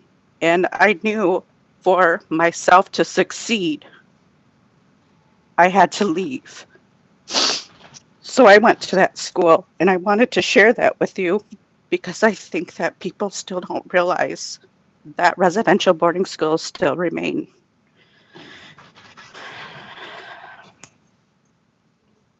I also wanted to share with you that I had a conversation with my son, and that conversation was how to act in the face of authority or child protective services, the school, or somebody outside of the reservation, because his life depends on it. My son wears his hair long in support of the oppression of our Native people. He wants to play basketball with his long hair because 20 years ago to 30 years ago, we were not allowed to have long hair. Privilege doesn't realize that the communication that I had with my son and the conversation that my mom had with me when I was little was that we must maintain our home so the people wouldn't take us away. And we must be silent when Child Protective Services is checking in on our family. Do not talk to the people when they come in, because if you talk to them, they could take you away. That was a conversation my mom had with me in 1980s in Grand Rapids, Michigan. The reason why she had that conversation is because my grandmother had the conversation with her. We must hide, or they will take you due to residential schools or during the Indian Adoption Act, which my grandmother is Catholic. She had 16 children, 2 of which had told me they were taken to residential school. And I know for a fact that my aunt was taken during the Indian Adoption Act. She was actually taken from the hands of my Aunt Sandy as she stood on her door, and they came in and they ripped Gail from her arms. She was 12 years old. That was here in Preshoppetown, Michigan. Or the conversation that my great-grandmother had with her children when they hid in a barn on Leelanau County Road 644. They hid underneath that barn because a non-Native family would hide them. She was afraid that she was going to be removed, and her family was going to be removed. She actually told me, which was a funny story, but she was quite sad, that they had to steal chickens in the night. She told me she was afraid to steal a chicken and to tell me that story because they needed a way to live. They needed food, and they didn't want the BIA to come in to take them away. So when people in the Record Eagle wanted to say that I was a bad parent, I'd like to say to all those people in those comments is that it was a privilege to have that conversation with my son about how to address authority, because my ancestors had the same conversation but in a different context and a different era. I am your neighbor, and I wanted to let you know our story, our family story that occurred here in Leelanau County. And during the facts that Dr. Diane shared actually still affect us today. It sounded like a distant history lesson, but I wanted you to know that I am a walking testament that that distant history is still a testament of today. That the Indian Adoption Project, the Indian Residential Schools were and Forced Relocation Act are granted citizenship, and the Indian Appropriation Act all affected my family here in Leelanau County. And I did not expect to be moved by my own story, but when I realized the importance of it, I wanted to share our family truth here with everyone in Leelanau County, because we have survived and we are still here. And I am happy to raise my family here in Preshoppetown. We are a family of 7, and we are a mixed family. When you call my home, you will hear, this is the Petoskey, Lopez, Floyd Vasquez residence. So I wanted to share my story with you all because it would give you a greater understanding in history as it affects a person who is your neighbor. Miigwech. Is Marshall Collins on? Marshall? Yes, I'm here. All right, all right. I've had some technical difficulties today, but I've seemed to figure it out a little bit.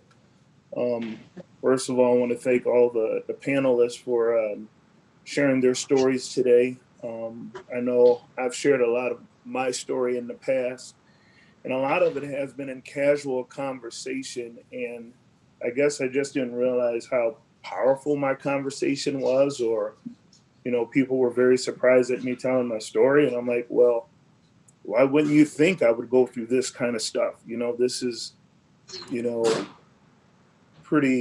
this is what happens almost to, you know, all people of color all the time.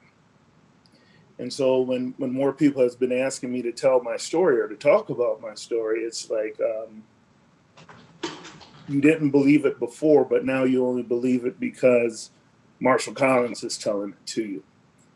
And so a little bit of my story. My parents came here in 1969 from Florida. We were migrant workers traveling back and forth. And I was the youngest of 8, born in 1976 in Northport, Michigan. And in 1991, my dad got a pastoring job at the Northport Indian Methodist Church, and that's when we stayed year round here. And I've pretty much been in Leelanau County pretty much all my life. We just moved a year and a half ago into Grand Traverse County. And I do miss Leelanau County a little bit, but I really do love where I'm at. Just talking a little bit about growing up in Leelanau County. We were taught, discussed, and my parents would have conversations all the time on how to behave, you know, because my parents didn't want people to think of us a certain way. So, you know, I'm happy to say, you know, I love growing up saying, yes, ma'am, no, ma'am, yes, sir, no, sir. It was a show of respect, but it was also a show of, you know, let's get out of this conversation and move on. I don't want to have too much more conversation. I don't, you know, and so if, you know, I've been racially profiled, I believe, you know, a few times to where I've said, yes, sir, no, sir, yes, sir, no, sir, just to get me out of that situation, because I feel like the longer you're in the situation, the more you're open to some things. And I think you guys all know what those some things are. And some of the things that I've dealt with, you know, growing up in northern Michigan in Leelanau County, being called the N-word, of course. And, you know, my sister and I was talking, and she was saying how, you know, one day she was swimming at the beach, and, you know, someone peeped through the hole on the raft directly on her while constantly calling her the N-word. And what people don't realize is when things happen like that to a lot of people of color, we actually block those things out. And when she was telling me about it, I was like, I remember because I was there. But you know, I don't want to say it was young, just because, you know, in those kind of situations, those things that happen to you, they hurt you, they bother you, but you try to put those emotions in the back of your head, because if you react, you know, we become the angry Black person. And so that's why my parents had put into me, you know, Marshall, you know, just kind of walk away from the situations, you know, don't get involved with the situations, because then, you know, you're the reactor, and because you reacted, you know, you then become the bad guy. You then become the angry Black guy. And it's not about what the person did to me that caused me to react that way. It's just about how I reacted. And the answer is, well, you should have known better. And so through all my history, and, you know, and I'm jumping forward a little bit, you know, about a year and a half ago, my son was called the N-word at the school. And I went up there a couple of times to talk to him about that, because it happened to him and another friend. And so one of my last discussions with the police officer, or not police, but the principal was, My great-great-grandfather was called that word, turn the other cheek. My great-grandfather was called that word, turn the other cheek. Grandfather, same thing. Dad, same thing. Me, same thing. And now my son. So we're talking about generations here, people, where stuff hasn't changed. And I almost said a bad word in there instead of stuff. Where stuff hasn't changed. You know, going in, having a discussion that hasn't changed anything. You know, standing outside, you know, even though it was great and we overcame the civil rights, you know, movement in a way we did, in a way we didn't. Singing, marching. And I told him straight up, I said, I've given my kids the permission, as if they're called that word again, excuse my language, but I said, you have permission to knock that kid on their ass. And I told the superintendent that. I said, I'm tired of dealing with this stuff. And I said, you will have to do what you need to do with my kid. You'll have to suspend them or whatever. I said, that's fine. But at the end of the day, I'm going to take my kid. We're going to go watch a movie. We're going to go have a steak. We're going to go have a good time because he stood up for himself. And the thing is, if we don't stand up for ourselves, who's going to stand up for us? And those same kind of hurtful words that was said to my son came out of somebody's mouth in a leadership position in Sutton's Bay. And doubled down on it. And people defended it. People tried to make it seem like it was okay. And it's not. And I've totally went completely off script from what I wrote down. But what I'm telling people, because I'm constantly sitting in these diversity, equity, and inclusion trainings, you know, it's a big thing that's going on, you know, everywhere. We have to have these discussions. Why? Because people refuse to understand what's going on and what people of color had to go through in this nation, in this world. You guys just got a history lesson, which everyone should know. We should know what migrant Americans had to go through, Hispanic Americans, Latino Americans, Native Americans, Black people, the Asian population, the Irish population. Everyone should already know what they have went through in our history books. But yet we have to say it again to make it seem sense, to make people understand why there are disparities in education, why there are disparities in housing, why there are disparities when you look at the prison population of you know, minorities getting arrested. Our education system, what's the percentage of them getting suspended? We know the answer, but so many people have turned a blind eye and really haven't stood up and said, we need to address these issues. And when they address the issues, it's let's read a book. All right, let's have a training. Well, I hope after this training, after this discussion, you guys put together some outcomes of what you want to do, some tangible outcomes, some action steps on what we want to do to address diversity, equity, and inclusion in Leelanau County, to address racism in Leelanau County. What are your steps? You can talk to Marshall, Holly, Melissa, and B all day, and we can give you some ideas, but until the people of Leelanau County, the people of Michigan, the people of the United States wants to step up and move forward and make some steps and say, yes, you know, there are disparities and we need to address them. We have to open up our eyes, people, and see it. And I don't say, you know, Leelanau County or our area is racist community. We do have some racist people in our community, and we need to call those people out. We do have people who use racist language, and we do need to call those people out and say it's not okay. We have to look past our own implicit biases and say, yes, there are disparities in our education, in our jobs, in our housing, in our prison systems.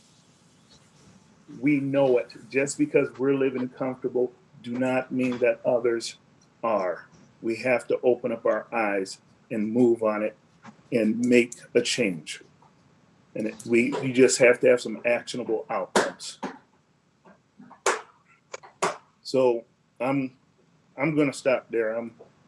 My heart beating all fast and everything else, and so I'm going to stop there so we can leave time for comments.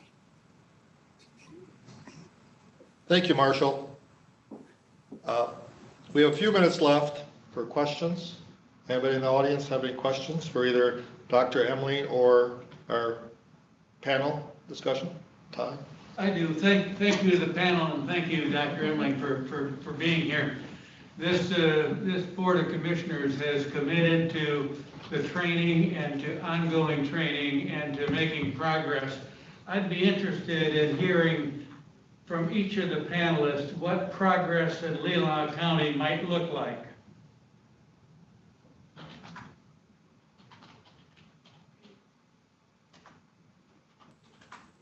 I think it would be good for everybody to take an anti-racism training. We've offered that. You might have to invest in it and show that you're actually invested in it for that to happen. Yes, it's worth taxpayer dollars. Absolutely. Because if you're not addressing it, then you're creating an oppressive environment for the other people that are here that aren't like you. And that's no way to govern. It's no way to govern anything. And because we're all here together, and all of you do benefit from the people that are here. You're either voted in, you're getting 2% monies from the tribe, you're standing next to jails that were built by the tribe, right? So there's a lot of benefits. You've worked with people from the Latino community that came here to work in the farms, or work in just in general, even came for a better life.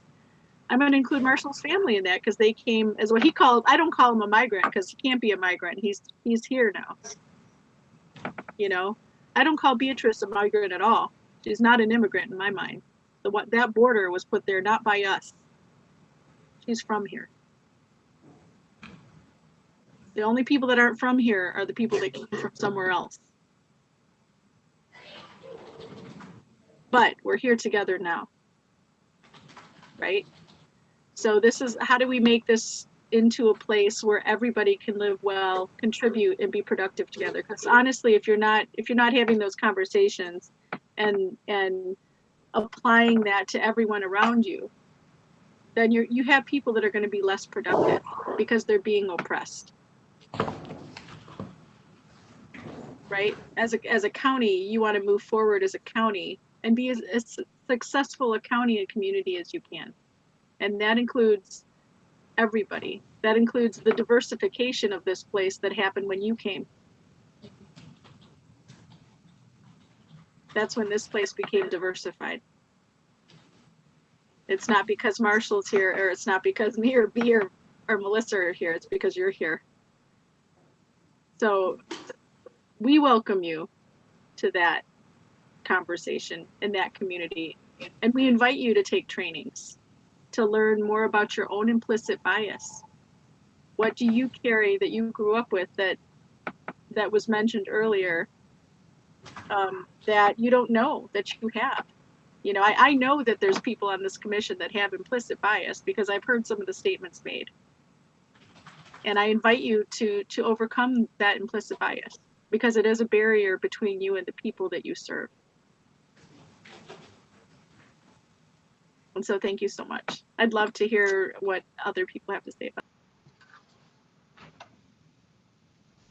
I'd like to say that to address Ty's question, what could be done is moving forward, what actionable steps is the commission willing to take after the resolution? When we talked about the resolution, we said there's a goal, there's a how, there's a what, and then there's what actions and execution of those, beginning those community conversations that addressed, I don't want anti-racism talks, or how to include, diversify the county, because I feel that we all benefit when we diversify our county or any business, that you will see good outcomes coming from these very tough conversations, to lean into your discomfort, to look outside the box, to challenge yourselves to what new eyes can provide this county.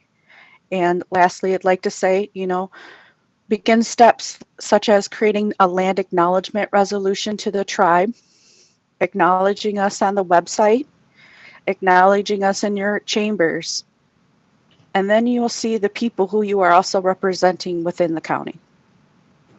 Thank you.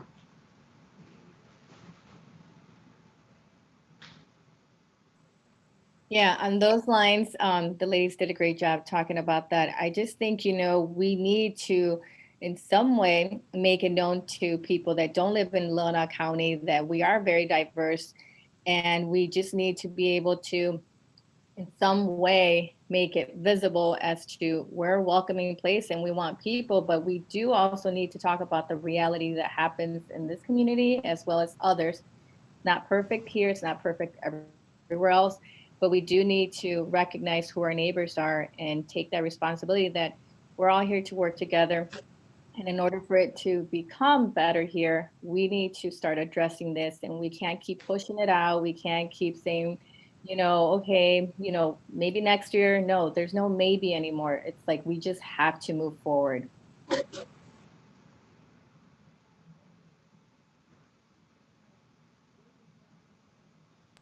I'd like to address the implicit bias, because the reason for doing this whole timeline is to make the point that you can't not have it in you. You have lived through all of this is in our culture, all of this has been handed down, and you can't breathe the air and drink the water and not have this stuff in you. And that was the reason to spend the time talking about all of that history, is to say, look how far and deep this goes and how long this has gone on, and how can it not be in us today? Yesterday, 40 years ago, 400 years ago was yesterday. And it's there. We've all got it. Thank you, Dr. Emling. The one thing I wanted to point out from there was that it's still happening. This is not yesterday. Yes. It's Exactly. still happening. Yes. And the fact that it's still happening can't be a lack of ill will. No. And everything that's happening today has a direct connect 400 years back. Everything. The treatment of the Native people, the treatment of Black folks, all of those things have 400 years of having gotten into our culture and into our minds. And it is everything happening today has that direct tie.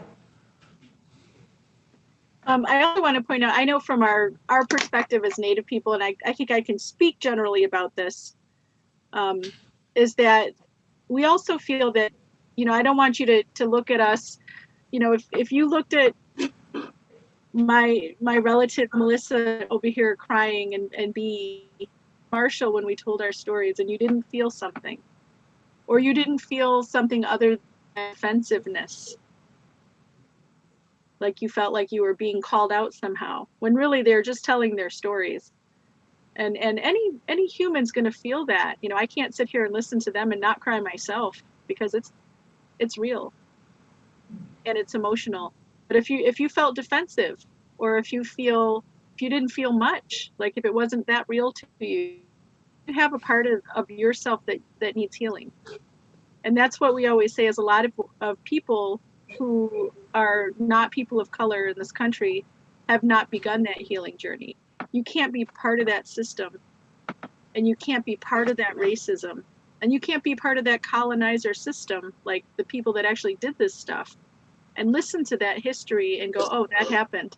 You know, if you don't feel it and it doesn't gut you, then you have healing to do, because you can't do that kind of stuff or experience or witness that kind of stuff and not have an injury to you as well, right? It's an injury to your own heart, whether you've calloused yourself to that, whether it's a spiritual injury too. I mean, there's so much to it, and I'm not going to get too far into that, you know, because I think that we're at a township meeting, but that's what we consider it. So we say that, you know, yes, we're healing and we're doing the best we can. And yes, we're strong people, but it's white people that need healing.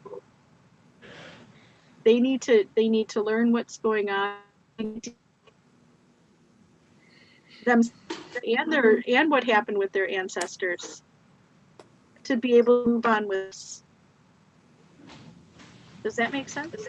So it's almost like that kindergarten idea, like when my son was in kindergarten and let's say he threw a block and it hit his friend, and she said, ow, you hit me.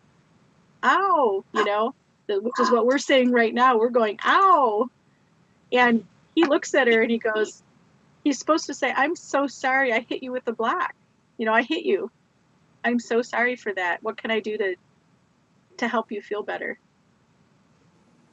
And then she says, oh, okay. Oh, thank you so much. You know, the fact that you acknowledged me and that you're asking what you can do, or that you have done something that I've asked you to help me feel better, makes it, you know, that makes me be able to move on from the harm of this block and feel better, and we can still be friends, right? But that's not what's happened historically in the U.S. at all. It's been completely the opposite. It's been not just the injury itself, but a continuance, and a whitewashing of the history so that it made it seem like it didn't happen. I mean, Thanksgiving itself, we were all taught the narrative that Thanksgiving was a nice feast where Native people came together with the Pilgrims and sat down and had a beautiful feast together. And most people don't realize that Thanksgiving was the beginning of a number of feasts held by colonists on the coast to celebrate the murder of the tribal people. And in fact, one of the times, I think there was one where it was a peaceful celebration. And then the second one that happened right after that, the Pilgrims poisoned the natives that came there to feast with them and killed them. So that's a narrative that has been changed in our educational system, right? And would you really want to celebrate the genocide and the killing of other people? Probably not. I'm going to bet that most of you do not want to do that. That's why we don't like Columbus Day either. Same thing. So when we talk about these things, that's where you get to hear our side of it finally, because you didn't grow up with that. And that is an injury to you, because it keeps you out of knowledge. It keeps you out of understanding and connection with the people around you. And so that's what I would do, is I would invite you to start your healing journeys as people who have come to this place, and start your healing journey with the original people of this place, and start your healing journey with the people that you brought here and enslaved, because none of us are going away, right? So we need to learn how to all get along in this big old kindergarten of the U.S.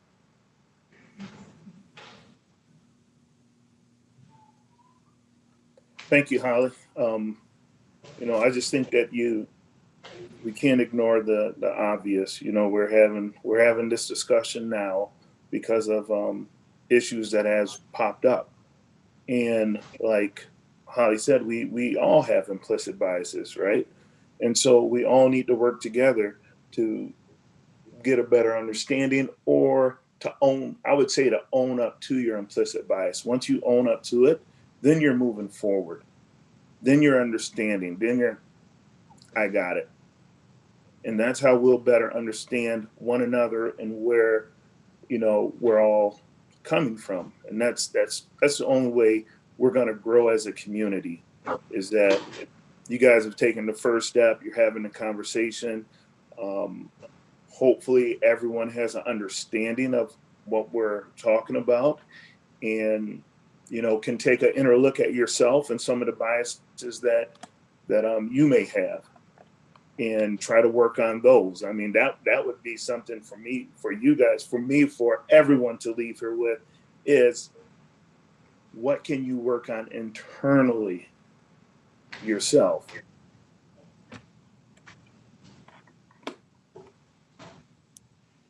My finger looking for the mute button, I'm sorry.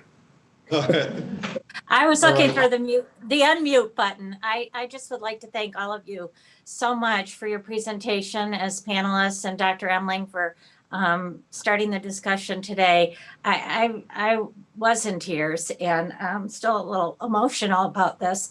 And I hope that it's just the beginning of a long conversation. And again, thank you very much for being with us today. All right, I know we're a little bit beyond our time schedule, but I'll turn it over back to Mr. Bunnick to finish the meeting. Do you have the agenda here? Yeah, I guess we have to have public comment at this time. I have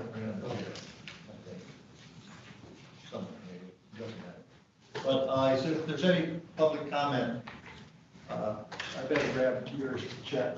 I don't see it. The phone number is 231-256-8109. 231-256-8109. So we're listening for a phone call, or if anyone here has public comment. Seeing none. Then do the board members, any of the board members have a comment? Just thank you very much. Thank you very much for everybody. Yeah. Thank you. And Ty just expressed mine. This was incredibly moving, and thank you, Dr. Emily, for the historical linkage to where we are today, which is so critical. And thank you to the panel. I'm incredibly moved, and I appreciate your story, and it brought out a lot of me and my own history too. Thank you. And I'd like to say that I feel you have to be pretty brave to get up and to tell a story like you have told, and I really do appreciate that. And thank you very much. You know, I'm sure that's not easy at all to do. And other than that, then I guess we are adjourned. Well, All right. I had another comment. I'm sorry. Go ahead. Go ahead. Okay, I just wanted to bring up Dr. Emling's book, because I really enjoyed reading it, and the fact that it included restorative justice at the end of every chapter. There were suggestions of how we could make things better, and I really appreciate that. And I think that's something that, you know, we've learned today, that we need more learning about how we can improve the situation. And the other comment is that Dr. Emling said social change is always slow. Well, it has been very slow. I mean, we're talking about hundreds of years, and we just have to try to speed that up a little bit, work harder on it. Thank you. Commissioner Rushton. You got to unmute. Sorry about that. I've got some construction workers here at my home today, and I was trying to mute the sounds. I just wanted to say thank you to all of the presentations today. I don't know if I could do what you did today, get up, tell your stories, have it all over YouTube, Facebook, you know, and open yourselves up in such a vulnerable way. But we do appreciate your thoughts, your comments, and your stories. And I wanted to say thank you to Dr. Emling today for sharing her time with us. That's all I have to say at this point. Any other comments? All right, now Actually, we are adjourned. Oh, go ahead. Go ahead. I do want to bring up, there's another great book that I think can help inspire some workshops. We'd love to continue these conversations in other places. I know that, you know, I've spoken to the other people on the panel, and we said yes, you know, we're into further conversations and helping with understanding and moving forward. All of us are actively involved in doing that in our community. One really good book to read that I think that would benefit a lot of people as well is called My Grandmother's Hands by Resma, R-E-S-M-A, might be double A. But that would be another good one to start off with, I think, as far as getting some idea about implicit bias and really internalizing that work for yourself even before we all get started in further conversation. So thank you so much for listening. Any other comments? Okay, I do think now we'll end it. All right, this meeting's adjourned.